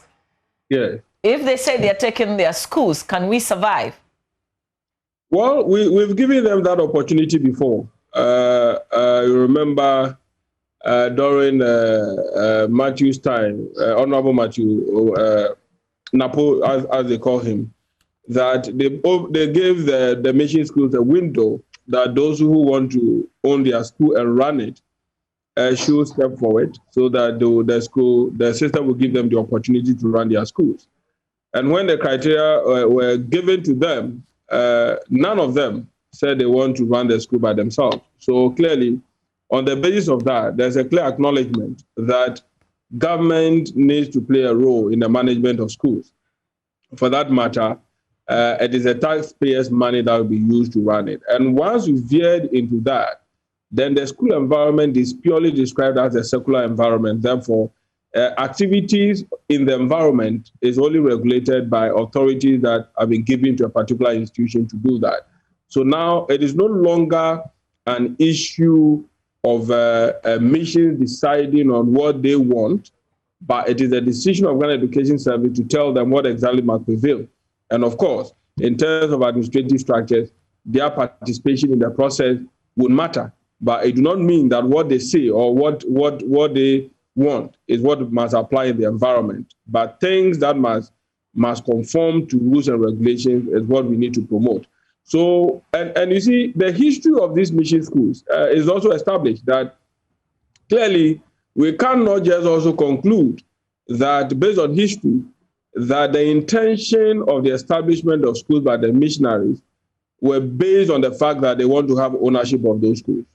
It to serve a purpose. And if you look at most of the missions, once a school is established in the past, sometimes they hand the school over to the community for the purposes of training children in that environment. So the intention behind this is not an issue of ownership, but to serve social issues and all that. And that is the kind of approach that we need to give to the way and manner we want to handle the school environment. So let's be clear on these things. It's not an issue of sometimes when people say right, then you paint the picture as if it's against all odds or anything that must be done in the environment. But it is a right that must also be promoted by the administrative structures. So you set rules that pertains to every environment. And for me, this comes to settle or bring out a strong issue that Ghana Education Service has failed in the past to do. That is how to regulate the school environment. So these are things that we need to. But if anyone, and I don't even think that government must even open a window for any missions to say that they want to have their school. And I always give Ahmadiyya Secondary School as an example. When you go to that school, you see all kinds of religious practices in that environment, but you don't see any conflict emanating from that place. So why is it that other schools can also conform to some of these rules and regulations and all that? So clearly, I think that this matter speaks to a lot of issues that we need to, Ghana Education Service must sit down and then look into their books and come out with the rules and regulations that must govern the environment. Okay. But they must always take into consideration that the best interest of the child should be paramount in any decision that they take in respect to those rules and regulations. Okay, just a few legal hurdles. Martin Pebble, so Achimota School has the right to appeal the decision, or if you like, the AG. In the meantime, the students can go back to school, but there's the concern of possible hostility, because if you've been on the other side of me in the court battle and you're now coming to my school, should we be concerned that, you know, anything like that can come up strongly? Oh, definitely. I mean, human as we are, it's possible that some persons in Achimota will not be happy, and so they will give animosity. But, you know, at this stage, we will appeal to them, as rightly stated, to look at the best interest of the child, okay? And not to take it out on the children, as sorry, they are two now, right? Yeah, so that's all we appeal to Achimota to do. And in natural fact, look, it's worth repeating that these are not the first children with dreadlocks to be admitted into Achimota. No, far from it. Now Achimota has this rich culture of diversity where they admitted children with rasta, that's children with dreadlocks, including even white girls, okay? And we've seen all the pictures. So for me, I always say that this court decision is just strengthening the hands of Achimota to continue with their culture of diversity, non-discrimination. Okay, so it's a good decision. So for the few that will give animosity, we pray that they should be strict and that they should look at the best interest of the children. So now, you started on the question of appeal. So, you know, under the law, just for education, but I hope the Attorney General doesn't. The Attorney General can appeal, yes. And as part of the appeal, the Attorney General can apply for stay of execution, meaning that the children should not be admitted because the appeal will be ongoing. Yeah, it's a very high threshold to cross. Or if they were to apply and then they succeed in getting a stay of execution, yes, the children can be kept out of the school until the appeal is heard. But as we are all sorted, I'm sure the Attorney General himself, being a young man, it's not likely. It's not likely to embark on such a course. Does this mean that any Rastafarian, any child with dreadlocks, can go to a school, any school? Yes, if the child qualifies. And as you earlier on pointed out, if the child qualifies, and then, so when I say qualifies, all the criteria, yes, so from this decision, it will not be wise for the school to turn away the child. And I don't even see how GS will sit down again to suffer such a bloody no. No. Now the court is spoken, it's very clear. So if any school were to attempt to exclude a child on the basis of the dreadlock, which is for a religious purpose, please, but maybe let's repeat, now that we're doing education, the dreadlock on religious grounds, then in that case, the school will be wrong, and so has to admit the child. Okay. But if the child is wearing dreadlocks for fashion or expression, self-expression, no. So let me just stretch this a little bit. Can I have a permed hair based on religious grounds? Can you have a permed hair based on religious grounds? So far as I'm aware, there's no religion. There's no religion that promotes a permed hair. So until we see evidence of it, so let's not forget that this Rastafarianism has been accepted as a religion. So if somebody comes tomorrow that his religion or her religion promotes permed hair, well, we'll have to look into the book and see how authentic it is.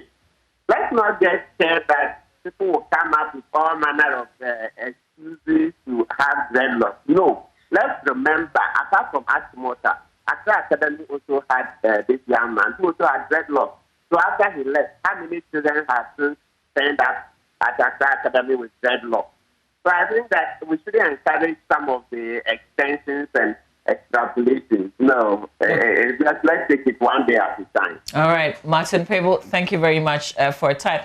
Kofi Asare, I just wanted, in wrapping up this conversation with you in terms of the kind of atmosphere that will be created at Achimota School, would it have been a better option, even after the court ruling, for the parents to say, because of all the back and forth, let's just find another school?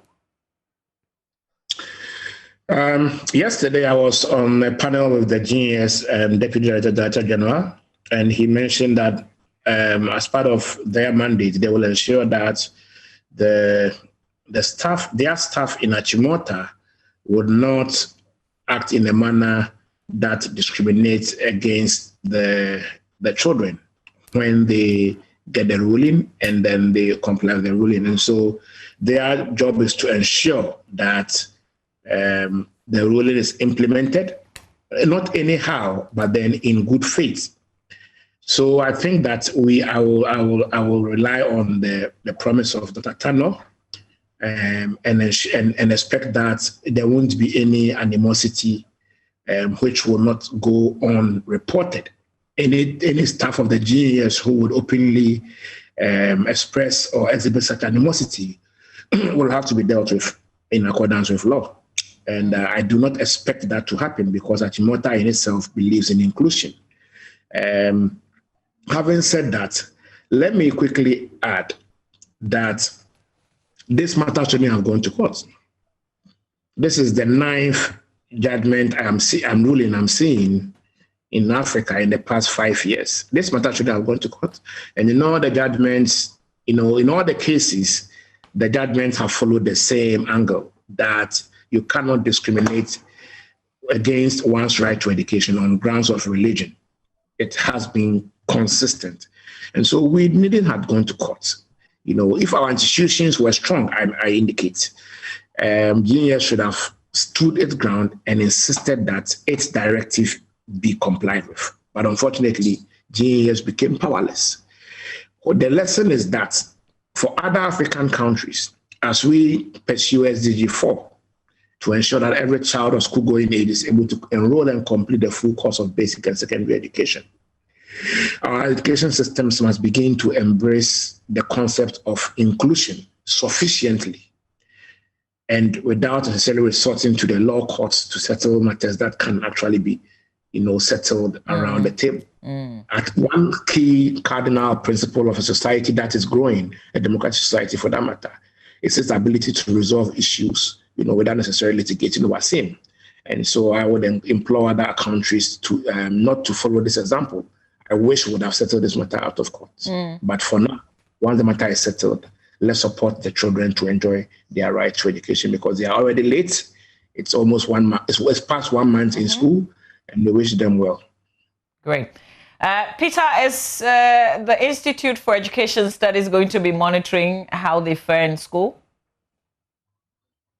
That would be an interesting thing to do. We think that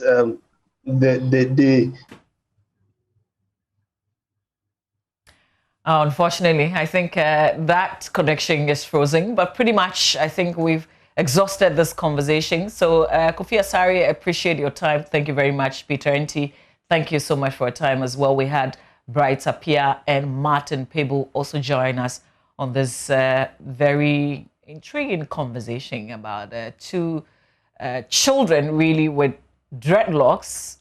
They are Rastafarians. It's not that they didn't qualify. They actually qualified and were placed by the computerized school placement system to Achimota School. And they opted to be day students, except that the school decided not to admit them because of their type of hair. The court has now ruled and settled it. Is this the end, or there will be an appeal? My guests don't seem to think that there's likely going to be an appeal, but we also worry about the kind of atmosphere at Achimota School, the school that they're finally going to settle in. So we will keep monitoring how it goes, and we will update you on this matter.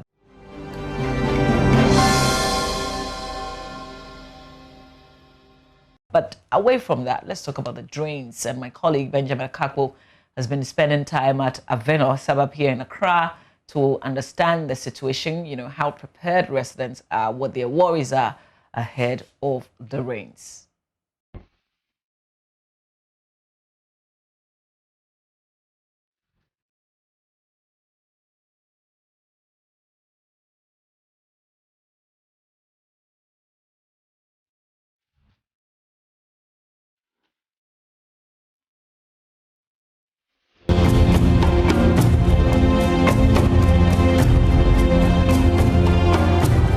Now, what you see behind me is the initial stages, or are the initial stages of what is supposed to be a culvert. And this is supposed to link the area from ECG behind. All those, drains from there, link it, pass through this end, right into the Odo River, the main storm drain at the far end. The fear of members of the community is that once this remains covered, it's going to get filled with sand, because as you can see, it's not just water, it's a lot of sand and other waste as well that is being, taken out bit by bit here. But that is the fear of community members. Let's engage some of them for their take on this. Is this culvert the solution to your problems when it comes to flooding in this community? This culvert will be completed in 2 months. Is it going to be the solution? Partially, it will. But we are looking at particles of sand that will be collected in the waters that will flow through the drain. If, let's say, the water subsides, what happens with the sediments? It settles. So sooner it will be growing, it will be coming up. Who gets in there and gets the sun out of that? That is the fear of the people. Because as we look at the old drain, which has been abandoned, and the new one being constructed, that's what happened. Because we never thought that there will be, a time when water cannot go through that drain. It was big as this one, and this one, though this one is bigger, we thought water will flow easily. But we are humans. When we look at our back there, the water will just enter it from an open drain. Yes. So if the water from that open drain carries a car tie, it just gets stuck inside the drain. This long stretch of covered drain. Who goes in there to take it? Then small time, the whole place will be choked again. So we will come back to square one. Nothing happens, you know. But the other side of it is that the school is coming back. For sure, we know the school is coming back because people are working on it to get the school back. The children will be there. Assuming we have an open drain, where will the children play? That's where we are also looking at. So we are weighing the pros and cons of the drain that has been constructed. Do we leave it open or do we cover it? But how do we take care of the sediments or whatever the waste that will go through the drain? What do you think? Should it be covered or left open? Now it has been covered. You know, we cannot advise the government to do because I hear it's the project of government. So if government is doing it, were we consulted? No. They believe that because there are experts there who think in their wisdom it needs to be covered. But look at the other drain, which has not been covered. How often do we see silt in the drain? They have to use a whole lot of money to desilt the drain. What about this one? You see that thing? So partially, they will not solve the problem. We will come back again in a few years' time, the whole place getting choked and the place will get flooded again. Let's see, concrete, holistic approach to solving the problem, which we thought that if they are going to rebuild the school, the walls of the drain have to go up. You see that thing? Will go up. And the school walls are fenced. The school buildings are fenced so that the children cannot get access to the drain. You see that thing? So we believe that if this drain will not be covered, but the school wall will be raised in such a way that the children cannot get access to the drain, so that you will say the children will fall into the drain. You get it? Yes. So that we will have the time, we will have the resource, to desilt waste from the drain, and the place would be devoid of floods. We have another community member. Hello, what's your name? I'm Manford. Manford? Yes. How long have you been in this community? Oh, since I was born here. So I've been here for almost 38 years now. Almost 38 years you've been here. Yeah. What do you think about the sanitation problem, and especially here at this crucial point, the culvert that is being built? What is your take? My mind is, you can do a gutter. Look at this gutter here. The small one coming from this side. It's not covered. So it's easy for us to, when the rubbish gets inside, it's easy for us so that we can remove it. But now you have covered it. So how can you remove the rubbish from inside? But if it's covered, it also prevents people from, some of the things that would fall into it would not be able to do that. But you see, rubbish and sand will enter into it. Look at the Odo River. It gets full and people come to remove it. Do you understand? So it's the same thing as this one. When it gets choked, how can you remove the things from inside? How can you remove the excess, the waste materials and things from inside? You can't do anything about it. So they say when it rains heavily now, the rain pass by the gutter again and enter into people's room. So in other words, this is not the sort of solution that you wanted in the community. No. This is not what you were looking for. No, I was not looking for this. We're looking for something extraordinary than to cover it. You can do the gutter, but don't cover it.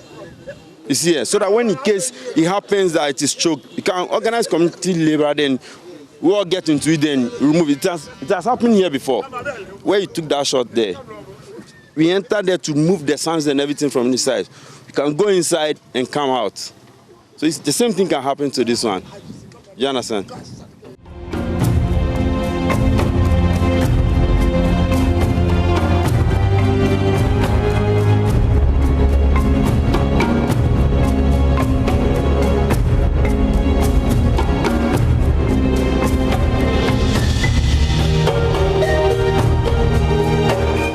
Alfred Ejay is assemblyman for this area, and while the sun is burning us, there are burning issues to be addressed. Alfred, thank you very much for joining us. What are some of the major issues affecting this community? The major issue affecting the community has to do with drains and the school. The biggest priority is the Havana school. For more than a decade now, the holding school that we have in the community, it was a dilapidated structure, and the entire place was also flooded. Anytime it rained, the entire place gets flooded. So GES has to relocate all the students to adjoining schools. And as I'm talking to you now, for the past 10 years, the place has even been encroached upon, and we don't have school in the community. So those are the biggest priority that we are facing in the community. All right, we'll be talking about the schools, but I want you to start from the standpoint of sanitation. Now, we saw that huge drain, right when you are entering from the circle area into Havana. How bad is the situation when it comes to, the drainage systems in Havana? Okay, the drainage system, I say, is very bad. But calling a spade, we have the storm drain, that, as we call it, the other drain. Prior to that, we don't have any secondary drains in the community some years ago. But let me use this opportunity to thank global communities. They've constructed secondary drains in the community. They had the first phase, the second phase. What is left to be done now is the third phase, which for many know it has to do with funding, which the NGO did their best. They were able to construct some. So most of the secondary, I would say, virtually all the secondary drains you can see in the community were constructed by global communities. So it's left with the third phase, which is affecting this part of the community. We call the place Kwajuma. We did it at Otaten and Mamomo, but the final the third phase is supposed to be as well we are seeing, and that hasn't been constructed, and it has also even affected the school as we are saying. So the drainage situation in the community is very, very, very, very bad. But generally, when you look at the sanitation in the community, I feel that may be a contributory factor, because the sort of rubbish that we've seen even in the drain points to the fact that maybe sanitation in the community is also not being taken seriously. Yes. What is your take on that? Yes, you are perfectly right. As you know, sanitation is a general issue confronting the entire nation, and Havana cannot be left out. If you can see, most of the drains are also open. So sometimes it's not even maybe somebody dumping rubbish into it. It's an open drain, and there are a lot of rubbish around which gets stuck inside. At the end of the day, we try our best to organize sanitation issues, cleanup in the community most of the time. But I think there's more that needs to be done in the community. And also, let me use this opportunity to also advise the community members that sanitation is a collective responsibility. You can see most of these, we have some stores around. You are responsible for your frontage, and this is where the AMA sanitation bylaws must work, which for some time AMA has been even prosecuting some people. So there's more that needs to be done. Even though as an assemblyman in my commitment, we are also doing our best, I believe that there's still more room for improvements for the sanitation issues. Let me quickly ask you, do you have problems with open defecation in this community? Yes, we have it. But I can say for a fact that it has reduced a little in the community. First, maybe in the scorching afternoon, you see some people defecating around. But we organize a series of community debates with some celebrities. Akoso Japan was even part there. We gave a strong caution to the entire community members. Some people were even arrested, sent to the sanitation. Some people nicodemously in the evening. You don't see them in the afternoon, but in the evening you see them most at the drains defecating. Sometimes when we get them, we'll deal with them. But as I said, there's still more room for improvement in the community so far as open defecation is concerned. So that also tells me clearly that there is a lack of toilet facilities in this community, and maybe there are water problems as well. Do confirm. I will not say we have issues with toilets in the community. For that one, why am I saying that? Some years ago, we were having just one community toilet in the community, like communal toilet. How long ago? Oh, about 2000 by 2006. I'm at 2000. 6, 7, we are just having one public toilet in the community. So that one, maybe you can, quote unquote, justify what some people will be defecating around. But the NGO came into the community, we were able to put up some household toilet facility for some, which they are supposed to maintain. That one it has not been maintained. And the AMA is having facility for this Gamma project in the community. And we have a lot of communal toilets around. So you must not justify that there are no toilets in the community, communal toilets in the community that you go and defecate openly. But if you know, I've just taken a look at, just look behind you, look around here. The population is huge. And do you think, how many communal, public toilet systems do you have now? Do you think it suffices to cater for the large numbers in this? We have about 5 community toilets around in the community, and the household. There are some individuals that also have toilets in their homes. But you see, this boils down to the fact that I don't want us to justify somebody practicing open defecation because you don't have toilets in your house. Because the government, through AMA, through NGOs, made available for people to own their own toilets in their respective homes. It also comes with its own challenge. Havana is an old town.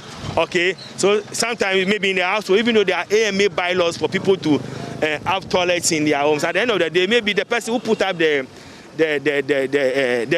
owner of the house is even dead, share the house to the family members. At the end of the day, the question is, nobody is willing to even give his a portion for it to be converted into household toilet facility. But that knows that there are some people who are even having it in the community. So to me, my issue is still that you must not justify open defecation because you don't have one in the house, because arrangement was made for you to own one if you really want one. So to me, it's a matter of just arresting people, prosecuting people for them to do the right thing. We're at one of the drains here in Havana, and it is a sad situation indeed. In fact, you know that with a community with poor drainage systems, there can only be one end when the rain spells, flooding. And that is why I'm going to get interactive with Oscar Tego, who actually is a community leader and an advisor to the chief of Havana. Oscar Tego, thank you for joining us this afternoon. Thank you. Great. Thank you. How bad is the flooding situation in Havana? It's a serious problem.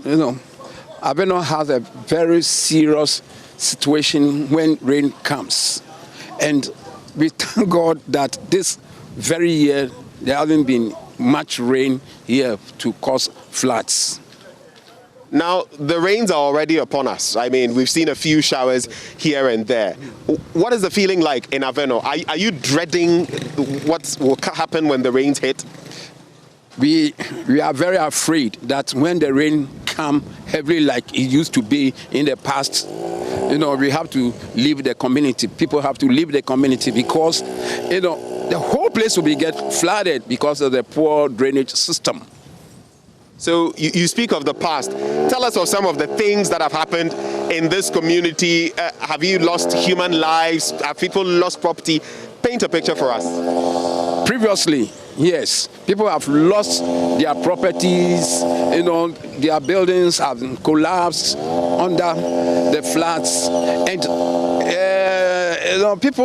a whole lot of things happened during the previous ones, and for which we are afraid that if the rain comes now, it will be a disaster. It will be a disaster, you say. We have the major storm drain up ahead. Is it not able to contain the flood waters to wash them onwards? The storm drain is not the problem. It's by itself. No. One, the tributaries to the drain might be the cause. One, let's look at the electricity area there. The drains there are so choked that the water cannot flow through the drain. It overflows, and if it overflows, it crosses the railway line into the community because the drains, part of the drains are broken down, and it cannot contain the waters in the drain, and it has to get into the community.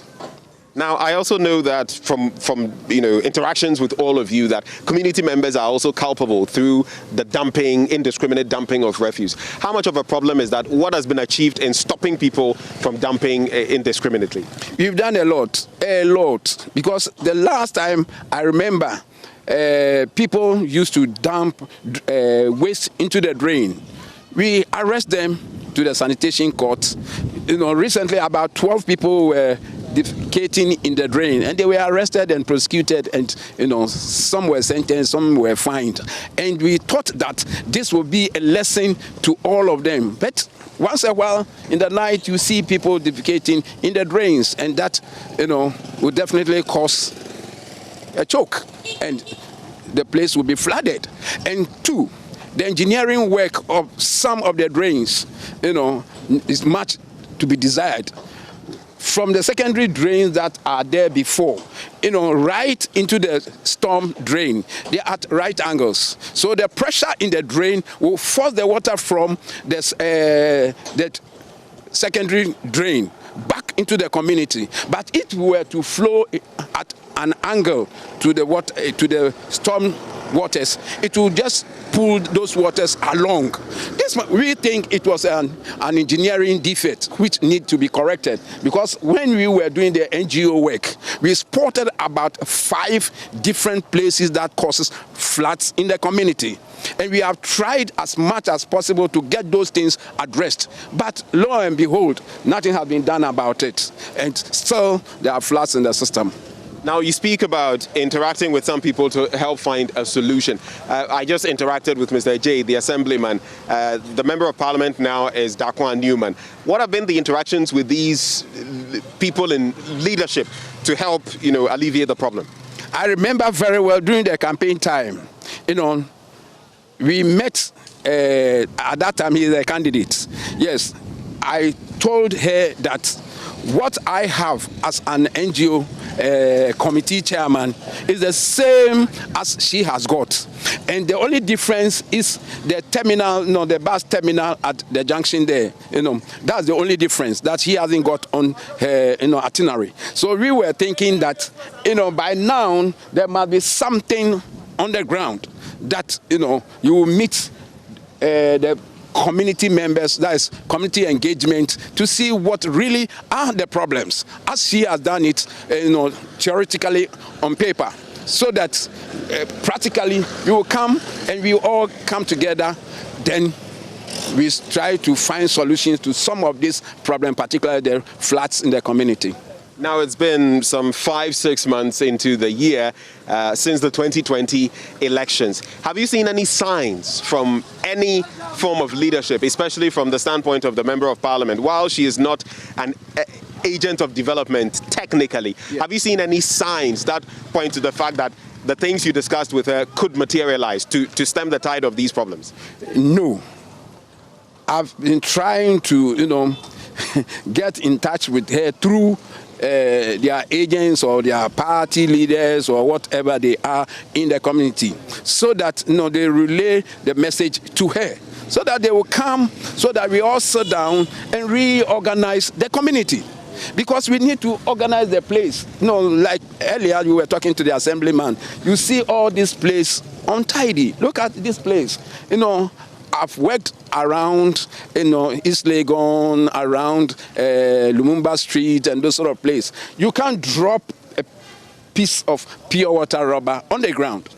At least small boy will tell you, please pick it, and you need to pick it. But here, everybody don't care. You just throw rubbish around the place. And I told her, point blank, face to face, that she has a yeoman's work to do in the community, because you need to educate the members of the community as to handle the situation in it. Because if you don't do it, who will do it for you? Yes. Because when you go to East Legon, it is by themselves, though the government has laid all the structures for them, I think they are watchmen for themselves. Yes. But here, if you do it, somebody will tell you, oh, Papa dear. Why do you carry it on your shoulders? Yes, but that does not deter us from, warning people from doing what is wrong in the system. Because at the end of the day, it is you who will suffer. It is not the president. Now, talking of suffering, how has all of this, the poor sanitation in the area, how has it affected community members in terms of health specifically? A lot. We have waterborne diseases like dysentery. We have, diarrhea. We have typhoid, we have malaria, because, stagnant waters breeds mosquitoes. And at night, my brother, you can stay. You have to go indoors. Yes. Or you just put this mosquito expellent on your body. That's to ward off the mosquitoes. But we have to do what we need to do, keep ourselves healthy, because a healthy body contains a healthy mind. So without a healthy body, how can you think?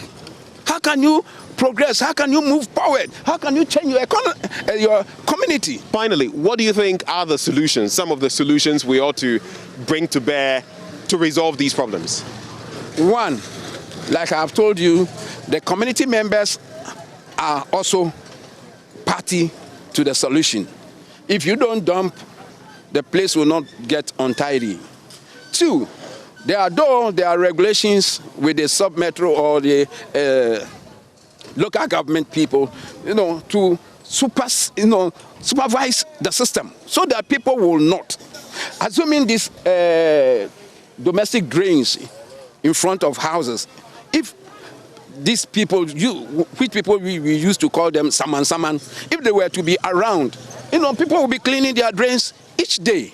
You will not find waste in the drain, and you will not dump the waste anywhere like we see now. You yourself, you can testify to it that you see waste all over the place, and it's not done by himself, it's done by the residents who just dump things all over the place.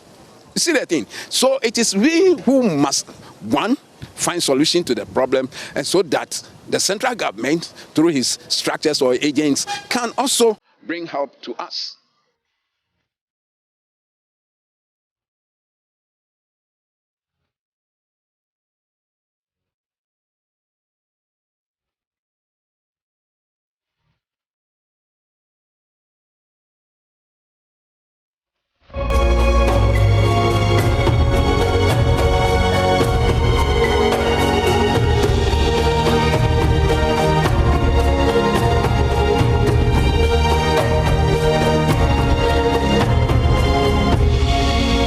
We have all these quarters here. How are you dealing with that situation, and what are the plans to get what used to be the school back in shape, to get the school back on its feet for members of the community to benefit? Thank you very much. Personally, as what I have done, initially there were some land litigation issue with the ownership of the land. Let me say that my good self and some of the community members, unit committee members, opinion leaders, we've tried to resolve these things so far as the land issues are concerned. The squatters on the land, we've had a series of meetings with them. They are no problem at all, because everybody knows it's a known fact that this is a school land. But this is Accra for you. Any land that is not being used, definitely somebody will settle upon it. But they know that the land does not belong to them. So it depends on when we want to construct the school or when the school will be constructed. We talk to them, we eject them from the school, then we start with the construction. What we are looking for now is the walling of the school. I mean, securing the place now, which we've had a series of meetings previously. Meetings with whom? With the squatters on the land. I mean, they have their opinion leaders. We've spoken to them. They are willing to go anytime that we are ready to construct the school. As I said, we've had a series of meetings with them. Previously, our former MP, he took personal interest in it. We've had a series of meetings with them. Actually, we were expecting this thing will even be done last year, because the MP assured us by even securing someone. That is Ahmed Atta? Yes, Ahmed Atta, yeah. So if you can see, he even mounted the architectural drawings of the school, which we came to. So we expect that this will even be done even before last year's election. Unfortunately, he lost the election, but it's a position. We have a new MP and the person of Honorable Dakwa Newman. Last time he called all of us, the assembly members. I tabled the priority of the school, of the community, to her, and we are here to also make a follow-up as to what to be done. Then I think we will be on the on record. we don't have issues with the litigation in the community. And even if somebody is having litigation, whatever, the entire community members, this is a community land, no matter what, we are going to ensure that when it's going to be constructed, nobody will come and raise, quote unquote, his or an ugly head that the land belongs to me, or it's a school land, and that is what we are protected the land for. We now interact with community opinion leader Jonathan Addy. Thank you for joining the conversation. Thank you. Now, the very site we're on used to belong to the Havana Primary School, classes 1 to 6, and many hundreds have actually passed through. In fact, some of those we've interacted with are old students of the school. But what happened for the school to be razed to the ground? Oh, there was a time when it rains. See, the area became flooded. The school area became flooded. So the school children had to be away on casual break for about, let's say, 2-3 months before, when the water soaks away, then they come back. So all those things were, in fact, disturbing the teachers and all these things. Learning couldn't go on okay. See, so most of the children the parents started taking them away from the school. So on and on, it came to a time that the school had to close down. So the school was brought down how many years ago?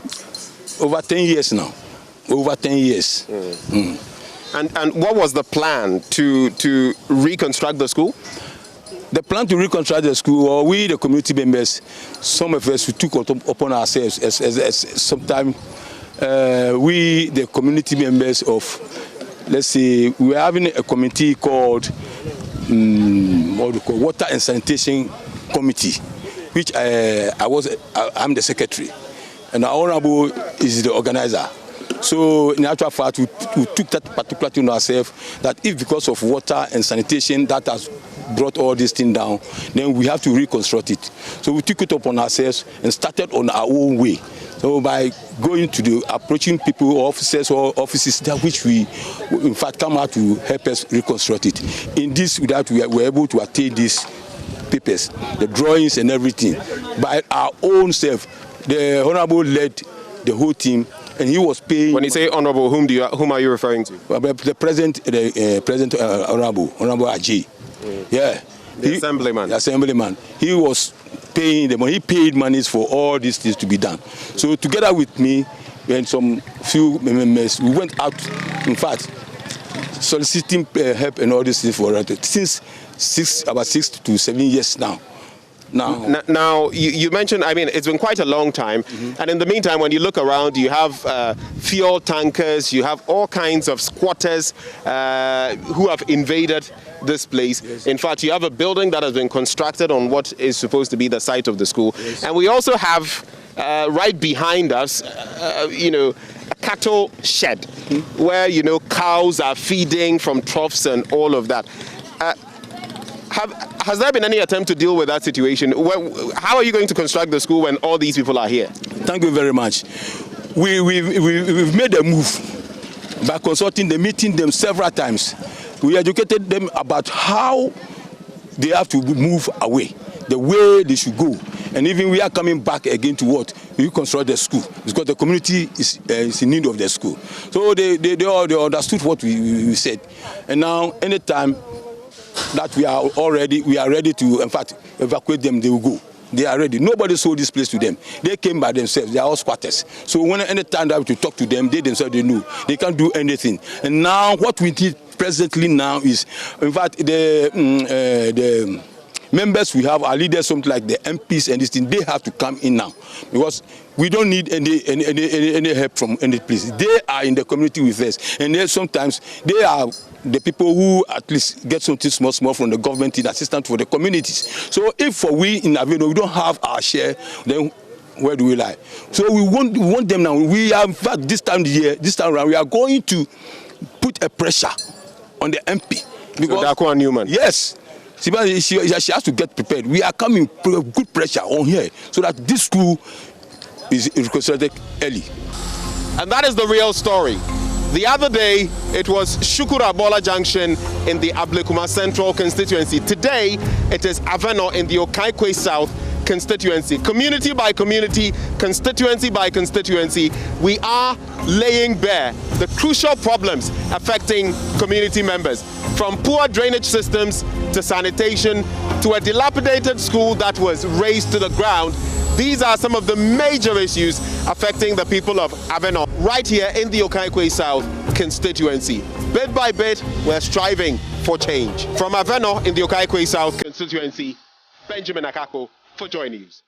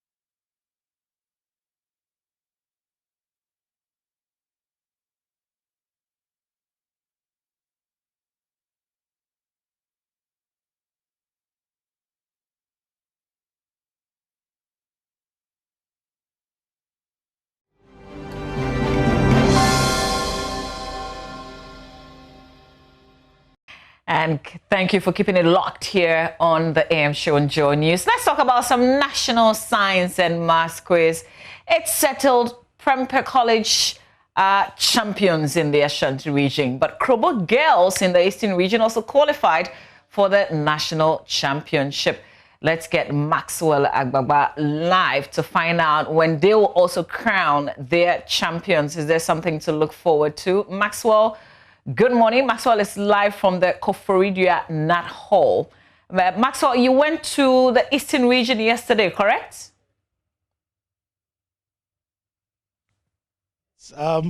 We started day one of the Eastern Regional qualifiers of the National Science and Maths Quiz yesterday. So today is day two of the regional qualifiers. And on the first day, we had Krobo girls qualifying. We also had Odan Secondary School, Senior High School qualifying. Ganas also qualified. And then Presec in Kwetia also qualified on the first day of the regional qualifiers. Today is day two. And in some minutes, the first contest, will be starting. Already, we have some schools arriving here on the ground. I'll be interacting with them shortly. But the championship itself, what we are having now is the regional qualifiers. The regional qualifiers for the main competition that'll be happening in October. But on Friday and then Saturday, we're going to have the regional championship. So in the southern zone, so far from the Greater Accra region, Presec, Legon are Greater Accra regional champions. In the central region, it's St. Francis School. In the western zone, it is Archbishop Porter Girls. In the Volta region, it is Katasco. Here in the eastern region, we get to find out on Friday and then Saturday. But now is the regional qualification contest. I have with me here students from the Pentecost Senior High School, Koforidia. Pentecost Senior High School became a public school sometime in 2016, and they are taking part in the regional qualifiers for the National Science and Maths Quiz. Guys, what's up? Yeah. You good? Yes. Okay, I like the vim. How do you want us to start? Do you want us to start with your anthem or you? Yes. Oh, okay. Let's have a feel of that right now. We build a school on thee, oh Lord. 1, 2. We build a school on thee, oh Lord. To thee we bring our common needs. The loving heart, the helpful word, the tender thought, the kindly deed. With this we pray our spirits may be present in our school always. We live together in thy sight. We work together in thy love. Guide our Father's steps aright, and lift our thoughts to heaven above. Dear Lord, we pray our spirits may enrich and bless our Okay. always. Okay, great. Thanks, guys. You want to pardon my bias for Pentecost Senior High School. I'm a Pentecost boy. At the point, I wanted to say krong krong. Okay, guys. Now tell me, how prepared are you for this contest? Who are your contestants? Okay, contestants. Yeah. How prepared are you? How long have you been preparing for this?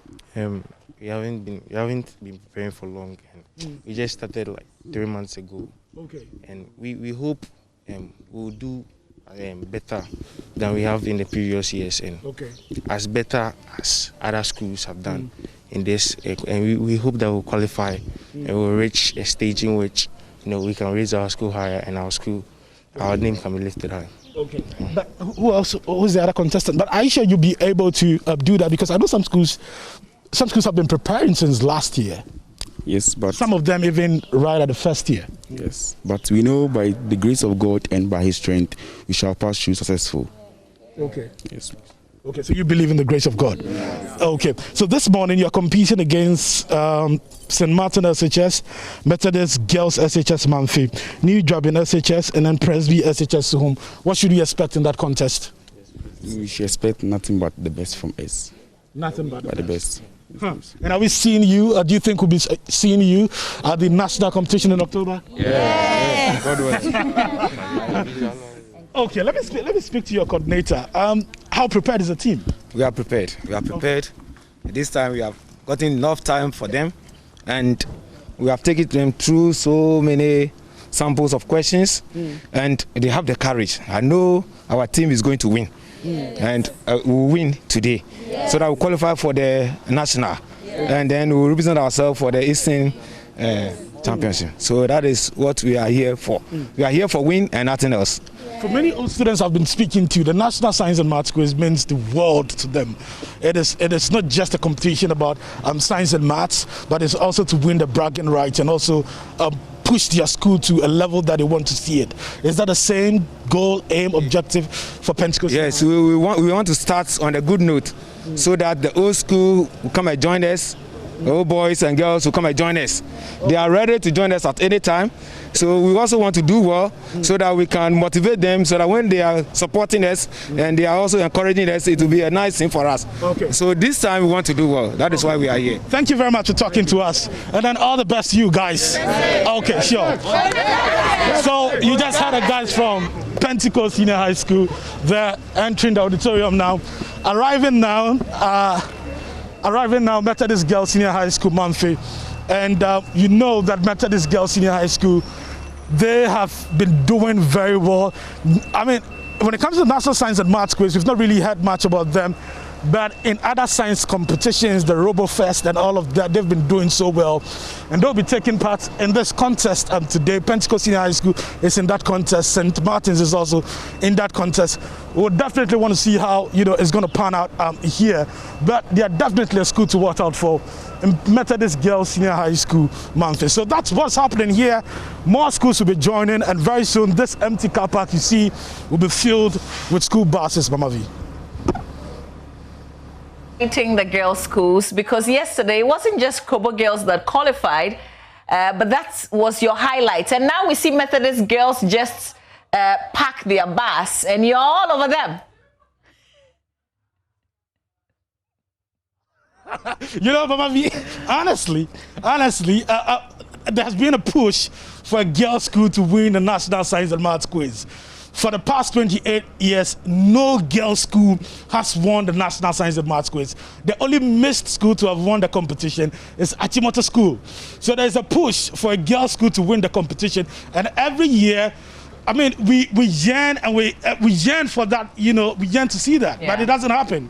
Hopefully this year, there will be a change. And that's why I'm excited when I see the girls' schools, Mama V. Well, I hope you're right, Maxwell, and I hope it's just for the win, but nothing else. Maxwell Agbagba, reporting there live from Koforidia, the Nut Hall in the Eastern region. That's where the bus has stopped now. We'll see at the end of this week, really, who will be the regional champions from the region. Maxwell Agbagba, thanks a lot. He's on the beats. Together with Manuel Kranting on the National Science and Maths quiz. Yesterday, Manuel wrapped up Kumasi for us. Now we know that Prempeh College are champions in the Ashanti region. Well, before we leave you, happy birthday to one of Ghana's finest female police officers, Sergeant Portia Nashika Okoli of Teshi Police Station, and the police volleyball team. Is from all your friends and family. Messages: we love you, Posh. Have a blast. It's also your birthday, Jennifer Dapa of Rich Hospital, and that's from Arnold, Echo, and Anita. Again, it's your birthday today, Ezekiel Enchi, a.k.a. Guy, a first-year student of University of Education in Winneba, is from Honorable Esiedu to you. And Sadiq Abubakar Kasim, one of our camera technicians here at JoyNews, is your birthday today. From all of us, we wish you a happy birthday. If it's your birthday and I haven't mentioned you, well, here's a little prayer. May God bless you and keep you, and may you continue to celebrate many more years on earth.